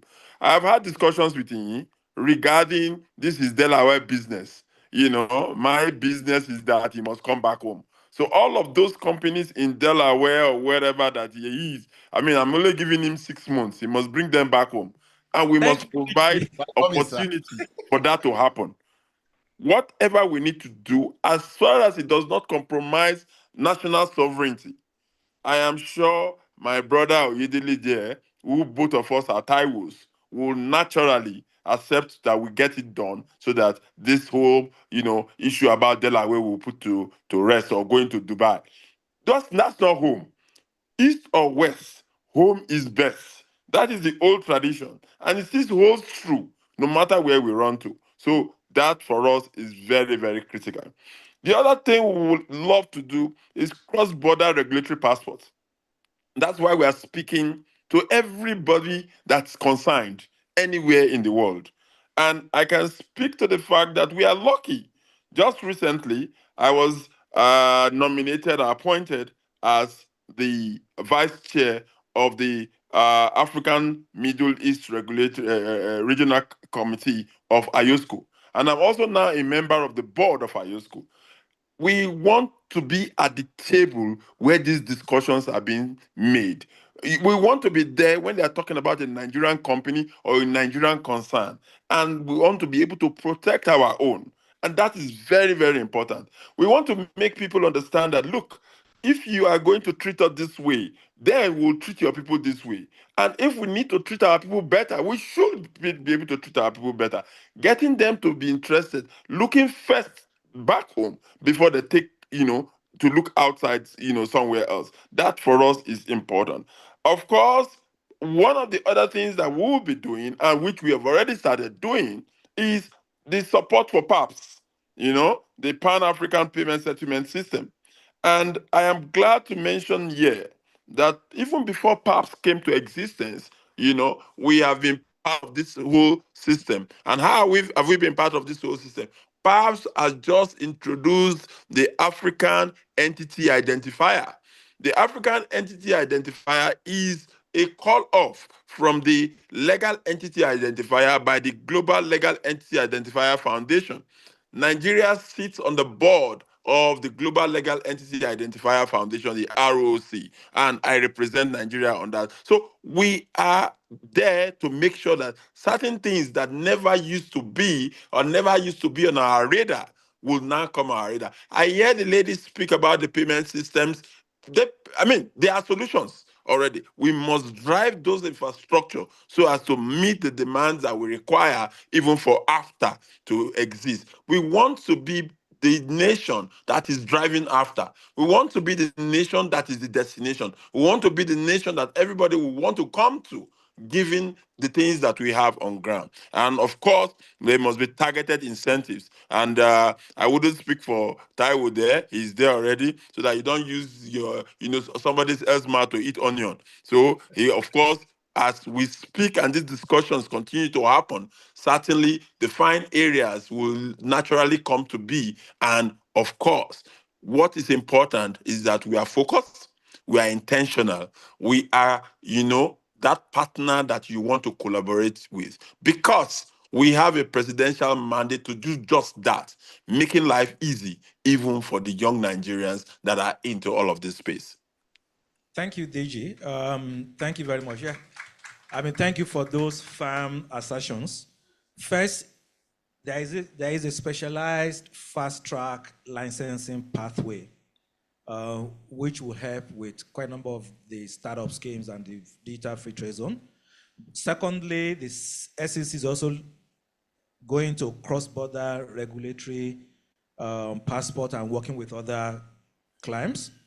And for me, perhaps the most important is that SEC is a solution SEC. And he has confirmed that yes, the SEC under Dr. Agama is accessible, they listen, and they co-create and work together to form solutions to different challenges. So, Taiwo, Inyi has taken a number of shots. If you can please respond. Yes, thank you very much, Inyi, my very good brother. Thank you also to the DG SEC. I think it's good that we're having this conversation because as part of the engagement, it's an ongoing process. You never get to the end of trying to fix a system. And it's by listening to ourselves, understanding ourselves, that we can get better. Because, we've done these reforms now. It's not like the rest of the world is holding their arms and waiting for us, right? Other people are also reforming. So, but just to address some of the specific issues that you raised, both you and he, the first one is around the capital gains tax. So what we have done with the capital gains tax regime in Nigeria is something we should have done so many years ago, and very similar to what the rest of the world has done. even in Delaware, even though their tax rate is very small, but their CGT is taxed also along with their income. So that's what we've done in Nigeria. So if you are a small company and you have capital gains, your capital gains tax rate is 0%. If you're an individual and you have capital gains, it will depend on your level of income, right? So you have to earn more than 50 million naira a year to start thinking about 23, 24% tax, right? So those are the things that he and his friend need to worry about. Okay. So you find that for a lot of the small investors, they'll be paying next to nothing, much less than 10%. But the big investors are also very important. And here is what we've done. So for investment in a startup, if it's a labeled startup, which is defined in that law, essentially around technology and the rest of it, you can sell the assets as 0% capital gains tax, 0% income tax. It's still there in the new tax law. So which means it's a question of how you structure your investment. But should you want to exit through shares, then you also have a window of what you don't pay tax on, and then there's one where you pay tax. But why did we even do that in the first place? The tax landscape globally is changing. We have this thing we call base erosion and profit shifting, and the whole world is saying, why should you earn income somewhere that you haven't paid tax on it? If you don't pay tax in country A, where you made the money, I'll make you pay that tax in country B, where you are resident. So the decision we've made as Nigeria is, we do not want to lose our tax revenue to another country. Any incentive we'll give to an investor that another country will take it away from them, we should take it ourselves because we need that money more than any other country. So that is the principle behind what we have designed. And it shows in that capital gains tax regime and also in the free zone. So for the free zone, we've provided clarity of what you must do to ensure you don't pay taxes.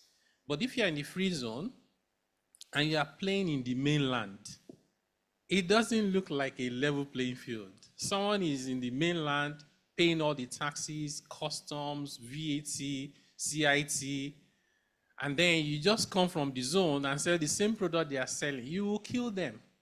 So we have to decide what kind of country are we trying to build. Do we want to declare the whole of Nigeria as tax-free? Let's just decide we are another Dubai. Or do you want to make the rules very clear? If you are doing export, operating within the zone, don't pay tax.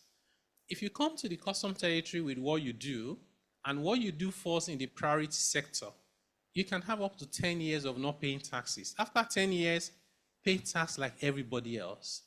So on the personal income tax as well, even though we said the marginal rate at the top has increased to like 25%, you don't hit that 25% until you start earning like 10 million naira a month.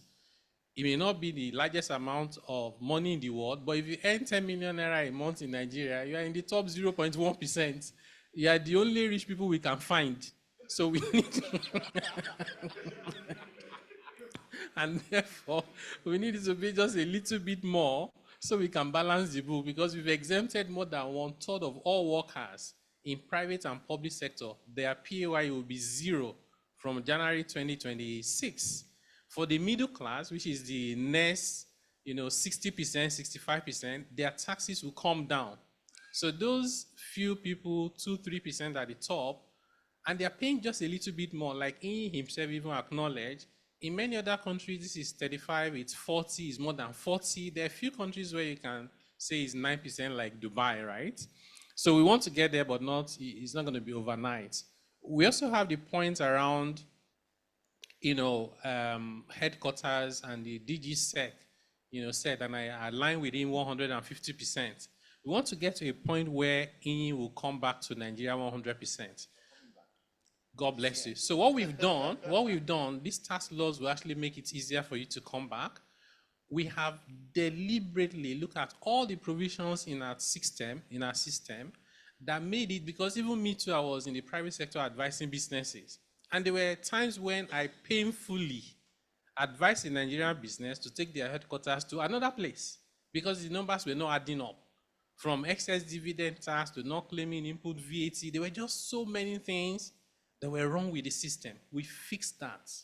So the whole idea now is we want to make Nigeria not only competitive, but very attractive regionally and globally for headquarter location. We want people to come and set up out of Nigeria, invest to the rest of Africa and the rest of the world. And with people like you, we can demonstrate those examples to people to say, yeah, look at, they're doing it and it's working. So as we begin this implementation, if there are 1 or 2 areas where we haven't gotten it right, we are very open to fixing those things by listening to ourselves and working together, as this is Project Nigeria, not from one government to another government. It's not even President Tinubu, it's us trying to get this thing done. And we are very optimistic that we'll do it in our lifetime. Thank you, Taiwo. Yeah. So I think that it's a good point to ask for questions from the audience. Chairman Udele has said we are open to suggestions. It's Project Nigeria. So, just one quick comment. Quick comment, yeah. I think what I would just say is that I think capital, financial capital, to be very particular, should be treated slightly differently from other forms of investment in the mainland versus the free zone. Why?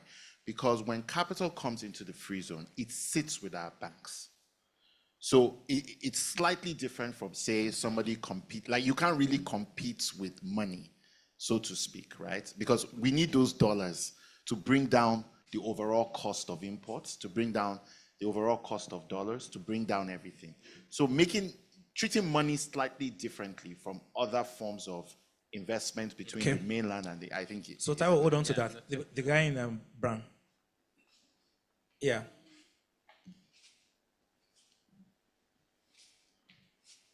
Him? No. Yeah, yes. That's the mic. That's the mic. Yeah. Your name, your question, and who your questions are addressed to. Good afternoon, everyone. My name is Emmanuel. I'm the VP for EZO Technologies. It's not actually a question, but it's kind of appreciation to what DigiSec has said in terms of encouraging cross-border payments and all the measures they're taking. I would also want to inform that lady there that you can actually now spend your Naira across Africa.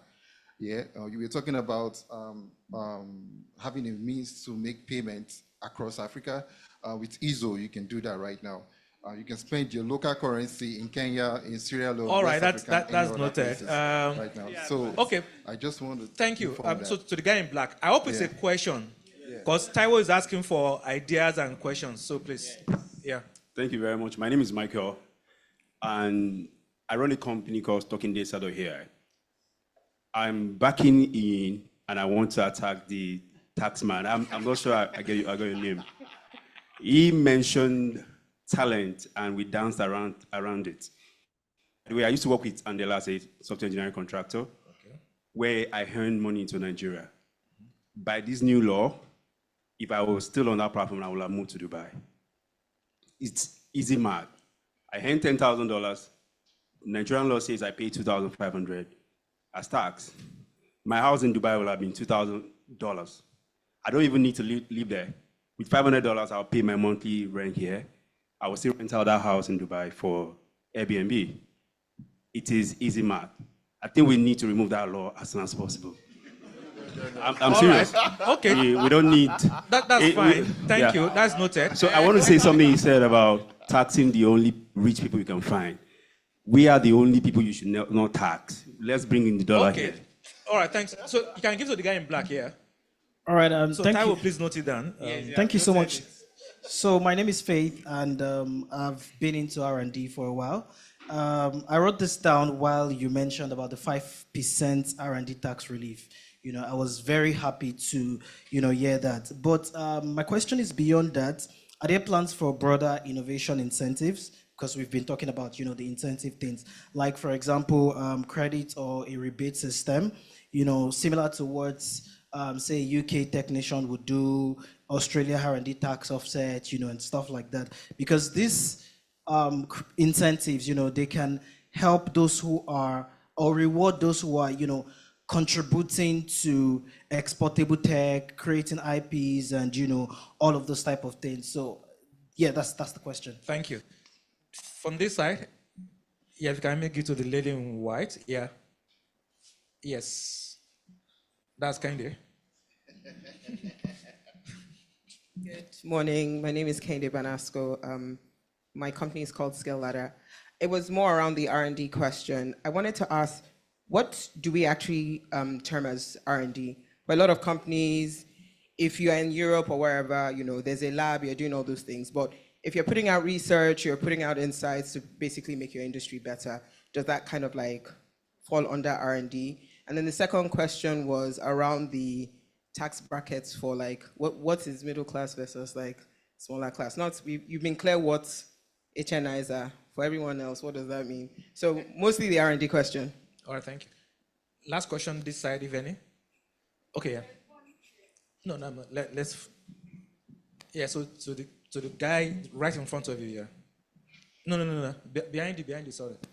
Yes, you are in front of him now, yeah.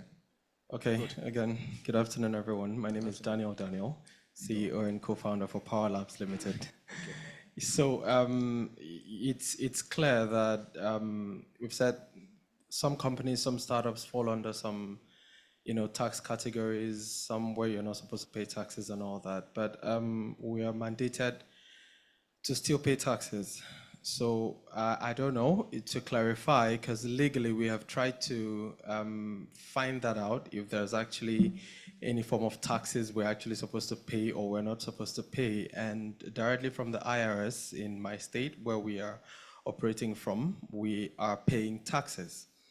And I'm not sure how that works, if that can actually be clarified. So I better know.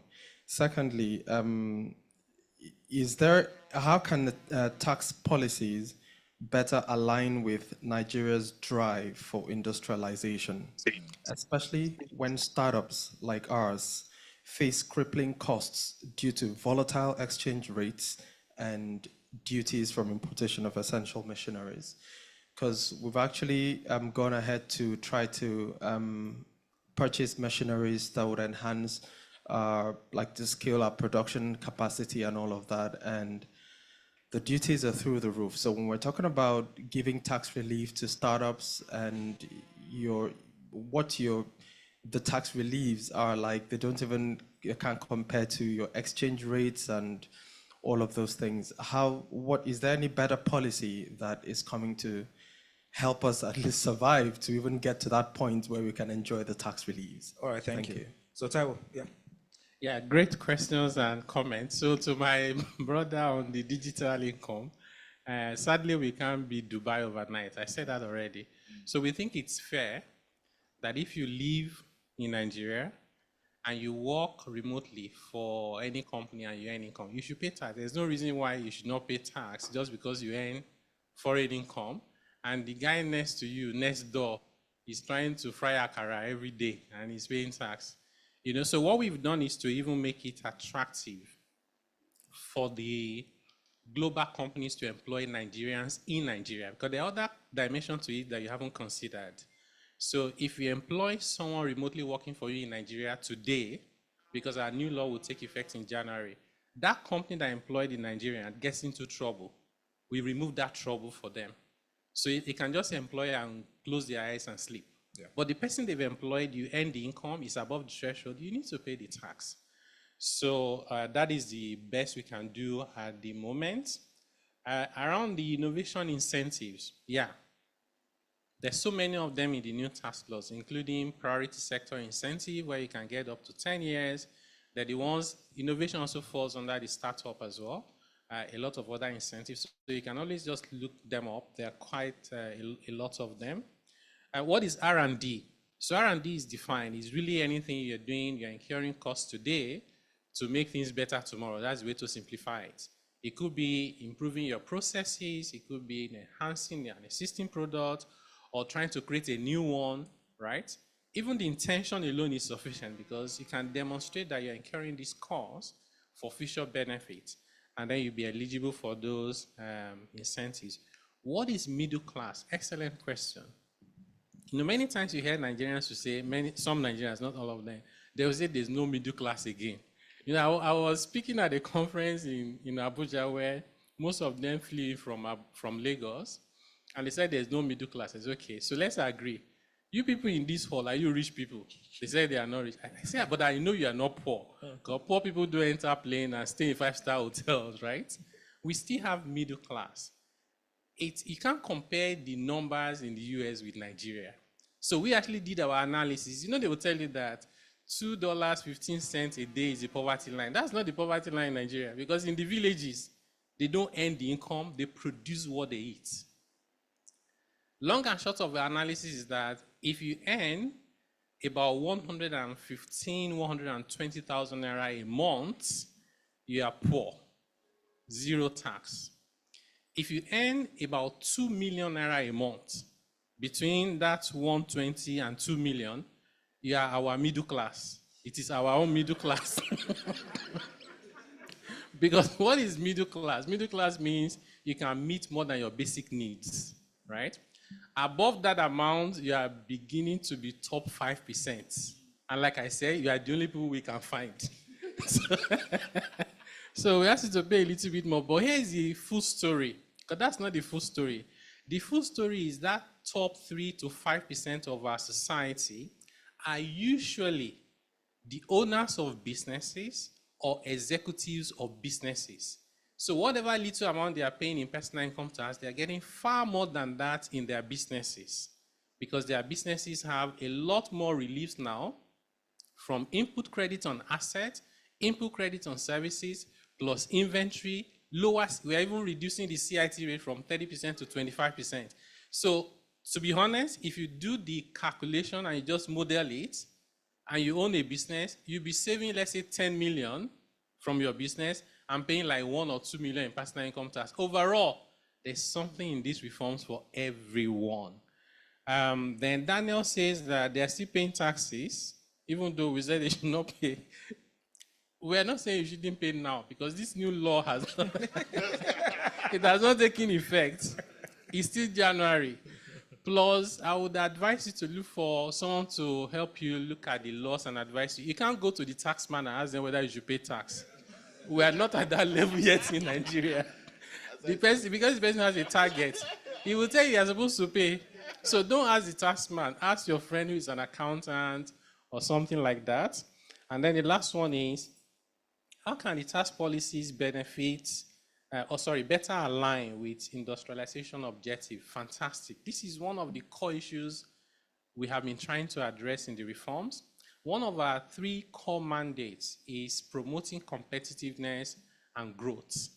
And so we've looked at all those areas. How can you remove the impediments, allow people to export if they are exporters, reduce over-regulation, deal with issues around Forex as well. So we're working together with the monetary authorities, for example. So these things are like, and I was saying at the session earlier today before I came in here, that it's like trying to plant a tree and you expect it to yield fruits. You start first by planting, the roots go down before the fruits come up. And what we've done now is fixing the macros, and they are moving now in the right direction. But we need to quickly translate them into micro so people can feel it in their small businesses, in their household, when they buy things, and we're on the right path. Thank you. Thank you, Taiwo. So the tax laws will take effect from next year. Before then, from January before then, talk to your accountant, talk to your tax persons, but look at it from personal to business perspective, and not just personal or business. Look at it holistically.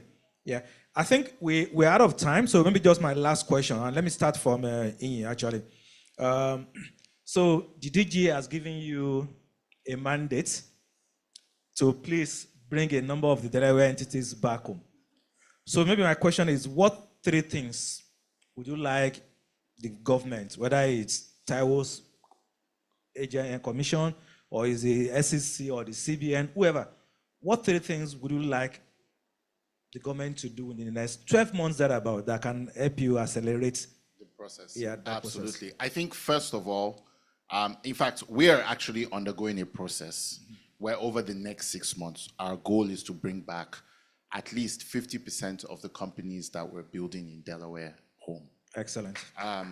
And I'm sure many of you know that we run an accelerator program called Accelerate.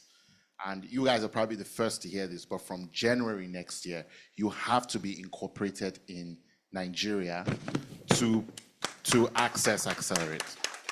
However, so that's our intention. So we're already doing this because for us, it's a matter of, look, the world is a very dangerous place right now and extremely unstable. And the reality is, you know, the US is a very special place to us, but right now it's a bit tricky. And we have to kind of engage slightly differently from how we've typically done in the past so that we can have a stronger collaboration. So what that means, the biggest challenge we have is that we can't come fully onshore. And there's only a very simple reason why. We value stability far more than anything else in our businesses. So we need to be in the free zones, not because we don't want to pay taxes or anything like that, but actually because in the free zones, we can rely on those rules being stable for longer periods of time. I don't want a situation where I incorporate a company in Nigeria and one legislator goes to the House of Representatives, raises a motion that the business should be banned overnight, and then all our investment disappears. So we can't come onshore. We need a regime where the capital for the business can be secured, clear rules for the capital to be offshore, onshore via the free zones. I.e., this means the money is sitting in our Nigerian banks, but the control and management is still sort of in the free zone.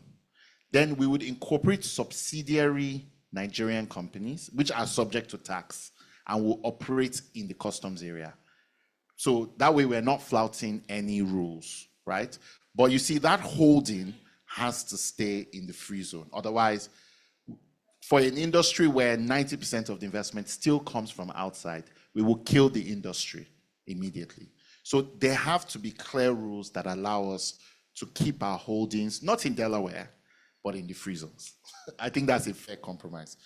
The second thing is, on the point on talent, I think it's fair what the government is trying to do. And honestly speaking, the tax rates are not bad. I'm going to be the first person to say that, right? I've moved my personal tax filings. I had to keep them in the US before. I've moved them back home. However, the challenge is when I'm trying to bring a global AI talent that Mark Zuckerberg is offering $100 million to come to Nigeria, right? And I'm saying, look, I can't afford $100 million, but you know what? You're going to be able to see your father every Friday and have coffee with your father and catch up on all the lost time. And you're going to be able to, you know, over the weekend, your children will learn Yoruba and I'll give you a nice house in Ekpe, right? When I'm bringing the guy, I can't also now tell him, by the way, your tax rates also increases from that. I need something to put on the table that makes him feel like, okay, you know what, that's fine. And I need that guy because, you see, the benefits we had when we were abroad was that we had access to that talent. A lot of the talent, because of the way the world is now, is willing to come home, but they need incentives. They need incentives to come home. I'm very grateful because the tax relief is actually going to help us with training costs. That's what hasn't been said much at the entry level. But you see, who is going to train those people? I need them to be on ground as well. And I'm making a pitch to several of my diaspora colleagues to come home. I need to have something on the table for them. It doesn't have to be forever. If you give it to them for 5 years, let them settle in, and they feel more vested in the country, then they can go. Or I'm just saying 5 years. I know I'm pushing the limits, but you can be free to let's negotiate on what can work and how it can work, particularly if they're coming through the free zones. That would really, really be helpful. And the final thing, for me, my long term as a fund is to domicile my capital in Nigeria. That's my goal. I want to raise capital in Nigeria. But the biggest obstacle to me being able to raise capital in Nigeria and keep my dollars here is how my global network of capital is treated. So we need to figure out a way. Again, like I said, it's like you're coming home. If you're moving home to Nigeria, you don't immediately, I come from Kwara State. You don't immediately say, go back to Edidi, where I come from. You say, come to Lagos, see some of these that you think are familiar, and then over time you can get deep and go to Edidi when you know what you're doing. I feel like we need to optimize the free zones to be the demilitarized zone for capital. Yes, we've made structural changes, but people don't trust us yet. So if we can get a lot more structural rules in the free zones for capital, so venture funds, PE, hedge funds, they can come to the zone. They can keep the money in Nigerian banks. It's really important for me that they keep the money in Nigerian banks, because that way, when you have a business that makes profits, Nigerian banks won't tell you they don't have money, right? They can actually give you the money. So let's keep our money in Nigerian banks, but let's have a system where we can slowly bring on the capital, but we need to harbor the capital in the free zone. So those are the three things. Sure. So Taiwo will respond to that, but before that, let me closing questions to the DG, sir. Inyi has talked about support for digital free trade zone, and I think a lot is really linked to that. That can be a base to attract talent. Global talent can be a base to attract global capital, can be a base to attract global companies. So what can you promise from this SEC point of view to Inyi? Because he's taking up your challenge to bring back at least half of his podcasts. DG, sir. And all of the future ones. And all of the future ones. So what can I promise? The other thing he asked was around, funds. How do we ring fence funds within the free trade zones? Yes. It's to provide approvals that, are needed that will incentivize those who want to invest in those funds. And we're happy to negotiate that. So we say clearly for us, whatever we can do to get these things working, we will do to get them working. So as much as possible, as long as it does not break the economic back, and that's the struggle that Taiwo has been speaking to you about, and which I align with, we will do what we will do to make sure Nigeria is more promising, to make sure Nigeria is more welcoming, and to make sure that you all know that Nigeria cares for you. So for us, that is clear. One other thing that we're trying to do is let's look at, is there a possibility for dual class share structures? Especially when it comes to the kind of monies that are coming in. These are areas that we believe that we probably will now start looking at to encourage, startups that want to invest in Nigeria. Because of course, one of the greatest challenge for Unicorn, the pain points are one, loss of founder control. So with the dual class share process, this possibly will change the whole, scenario, and the retention of decision power among founders becomes very, very, very important.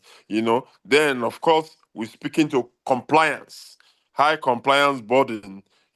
How do we fast track listings with simplified reporting? Of course, we are already doing that by virtue of our e-offerings, and so we will, improve on that to have possibly a 6-month IPO timeline. Our market time to market also has drastically reduced beyond anybody's imagination to just 15 days once the documentations are properly filed. So we are all out there to seeing how do we help these things happen.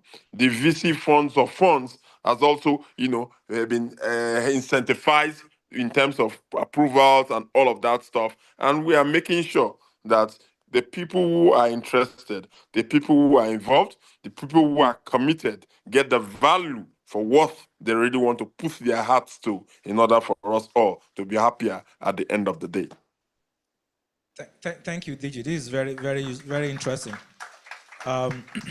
So this SEC is ready, is willing to discuss and negotiate. So the ABC with Margaret, INI, Future Africa Associates Group.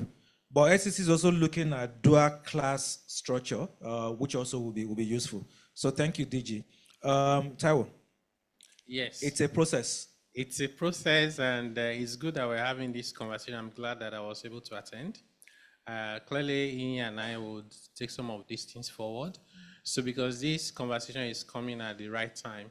So what we've done is to do a general framework review for the taxation of the free zone, but there is a work that is ongoing as we speak to review the legal framework for the zone itself.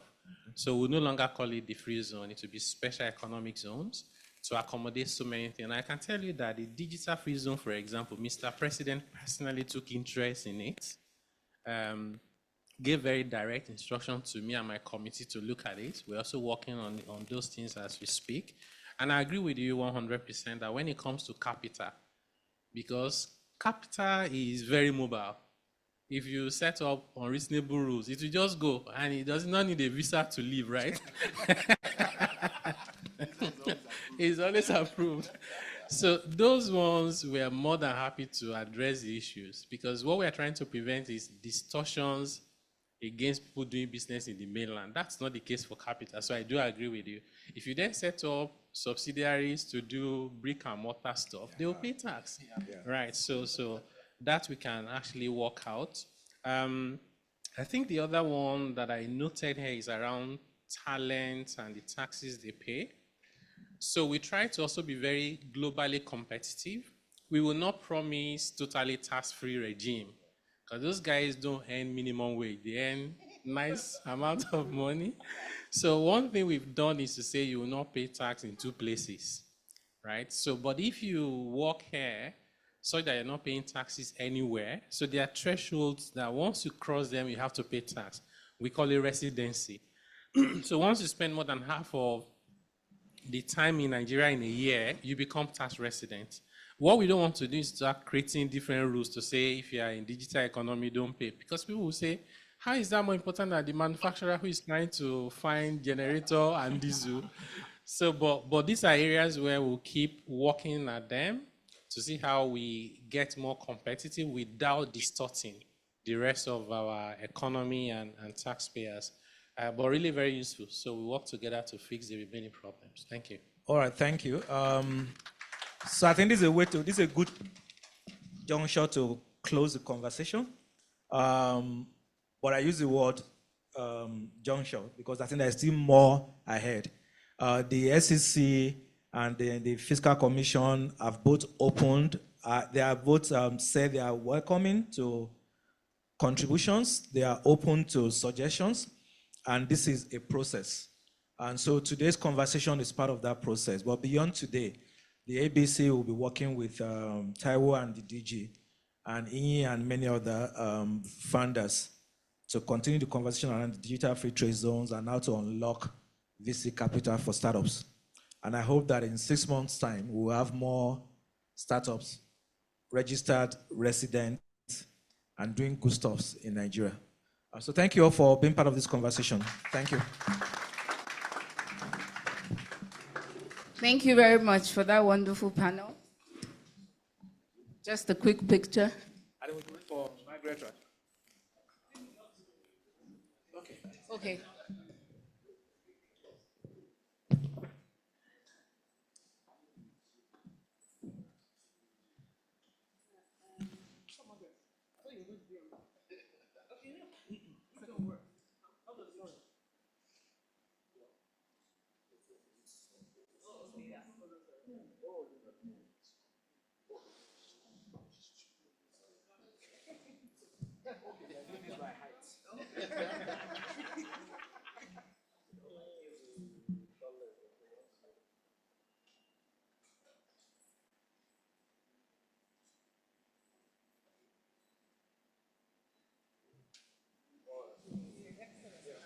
Thank you all. Thank you, Dr. Agama. Okay, so we are about to round off the program. We'll be ending in about 10 to 15 minutes, where we will move to the lunch area and the deal room sessions that are happening on another floor.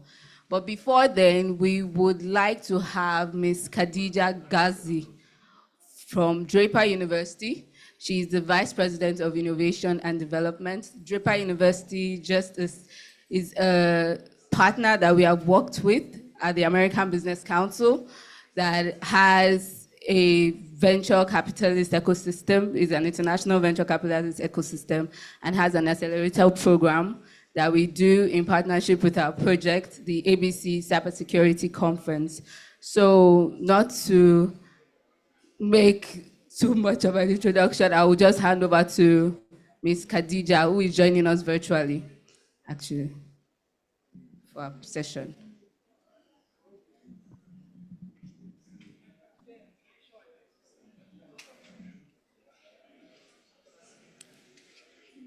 Hello, everyone. Sorry, just give me a second. I think there's something wrong with my camera. Yeah. Hi, everyone. My name is Khadija, and I am the VP at Draper Ecosystem. I know all of you are towards end of your break, so I'll keep it as short and as quick as possible. Is it possible for me to share my screen and go through the slides myself?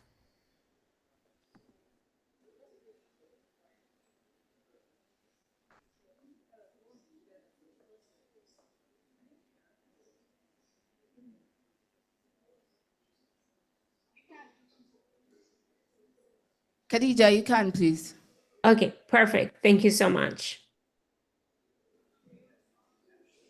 So I'm going to start off with 3 quick stories that will help us build into what we really want to emphasize on. Here's a quick picture of the aqueducts that were built 2,000 years ago in Rome. There were these large aqueducts that carried fresh water through hills and valleys into the heart of the city. But here's a part that we don't get to hear about. These pipes could have been buried underground very easily, but the politicians wanted them above the ground. They wanted them to be tall. They wanted them to be massive and impossible to miss. So every citizen could see where their tax money was going. If people saw fresh water flowing on giant stone bridges, bridges, settle down, please, into their city, they would be more willing to appreciate what was being done by the government and where their tax money was going. So a big takeaway from this story is if you want citizens and investors to support innovation, don't just build programs, make them visible, make your founders visible, make your investors visible. Ecosystems thrive when people see where their future is going. Another good story comes from Japan. In 1950s, Japan was recovering from the devastation of World War II. The country was really struggling. People were disconnected. They had very slow rail lines. So in 1957, a Japanese engineer proposed something radical: a high-speed rail line between Tokyo and Osaka, 2 cities that generated majority of Japan's GDP. Most experts thought that it was absurd, too expensive, too futuristic, but Japan took the risk. In 1964, just time for the Olympics, the train was launched, twice the speed of any train in the world. And it was a national shockwave. The train cut travel time in half, business boom, cities along the route got faster. The takeaway from this is that Japan did not just build a train, they built the infrastructure to move capital, ideas fast.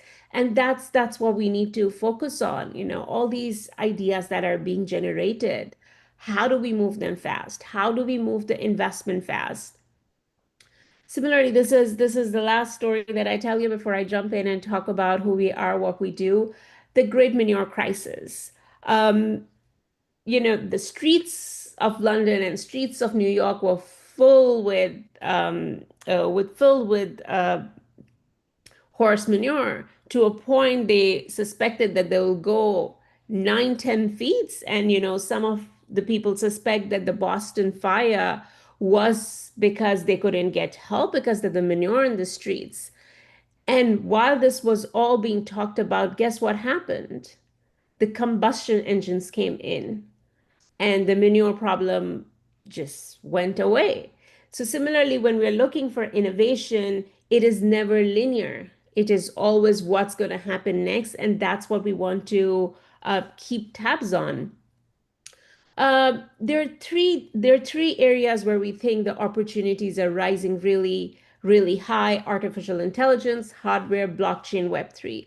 And that's the focus that we are working with right now. How to leverage these tech waves: education, capital, and talent.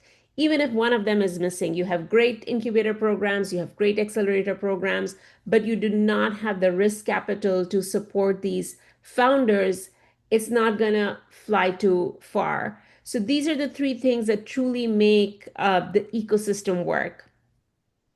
We have Draper University is a large-scale accelerator based out of Silicon Valley. We have accelerated 700 plus startups, have invested close to $1 billion.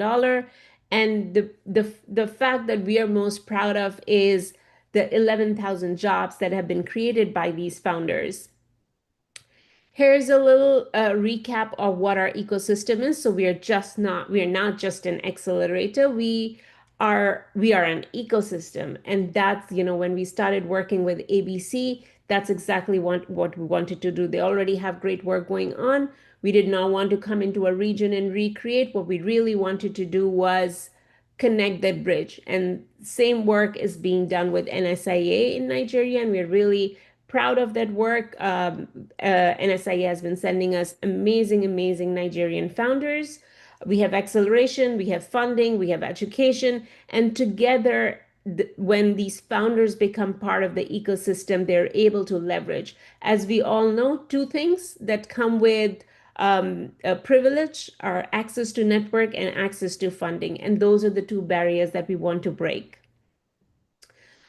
We are early investors in generational companies. We have unmatched track record, have invested close to $7 billion, 34 unicorn companies have come out of it. And a lot of these companies are international companies. They're not necessarily coming out of Silicon Valley.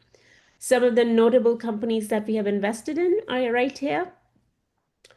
What we want to do is support Nigerian founders in early stage, bring the risk capital. And we want to find out, who among you are people that we can partner up with, be it universities, be it institutions, be it banks. How can we work with you to further support Nigerian founders? On my next slide, I'll give you my QR code. I know all of you are ready to go for your lunch break.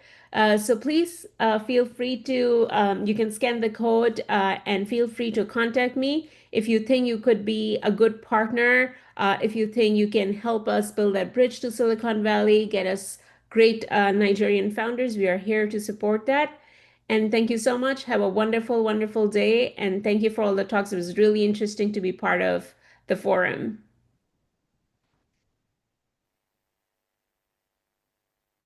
Thank you very much, Khadija, for that presentation. I can see a lot of people scanning your barcodes already. So we expect plenty more partnerships.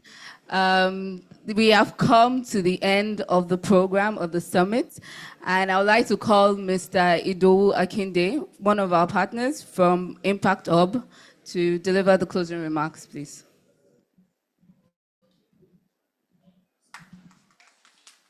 Thank you, Sarah. Hi, everyone.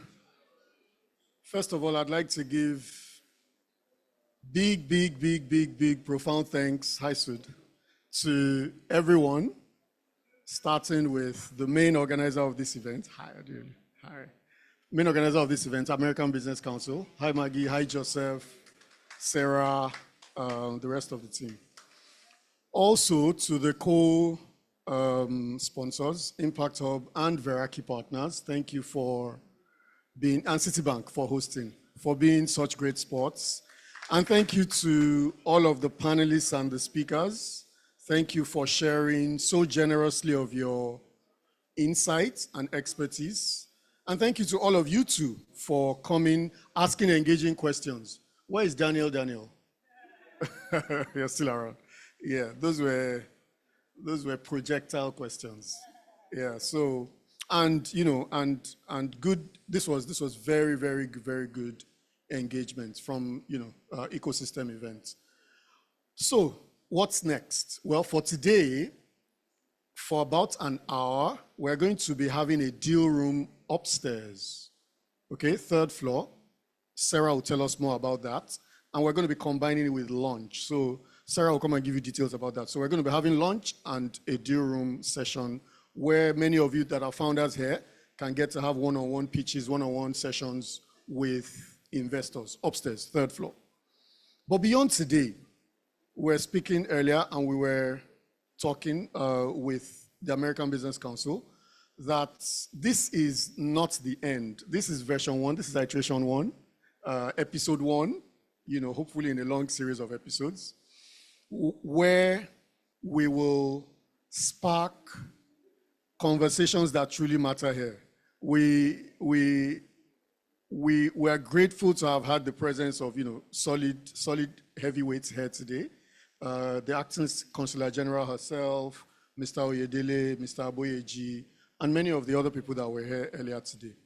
So if you can get serious people like this into a room and you can hear from them firsthand about how, for instance, we now all know better about the NSIA and how they have a small portion for da-da-da-da-da. We know better about the tax bill and how it supports some of these things. So getting people, it's one thing to talk about these things in beer parlors. It's another thing to, yeah, thank you. It's another thing to have them in the room and you have the opportunity to ask them questions. So next is that we're going to have more engaging sessions like this, where we will pull together people that have the authority to answer questions the way these people have answered these questions today. And then out of these conversations, we're going to be launching practical business support things. So think accelerators, think incubators. Some of them will be backed with funding, some of them perhaps not, but the details of those will come forth. The partners that you see on the screen with American Business Council are working on that. So there will be, just stay in touch. There will be programs, you know, coming up. And we, Impact Hub Lagos, shameless plug, are available to help you with all business support needs. Once again, thank you very much. We believe that this is the first of many, many, many more to come. Thank you for being good sports. Let's have lunch and the deal room upstairs. Hi, Sarah. Thank you. Thank you.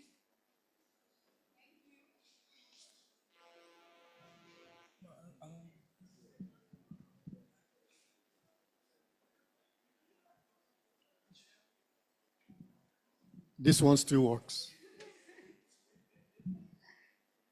All right, so we have the lunch set up behind the hall and the deal room sessions for the founders to meet with the investors on 3rd floor. So if you like to go to the deal room session, please kindly wait behind and then you'll be directed upstairs. But if you are ready for lunch, please, just the last door by your left is the way to the lunch area.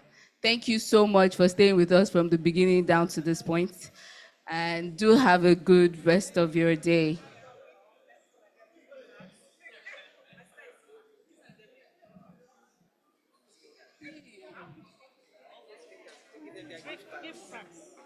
I just kind of do it. Where are the gift cards? At least give these guys. Is there a group photograph? No. Hi, how are you? Doing great. Sorry.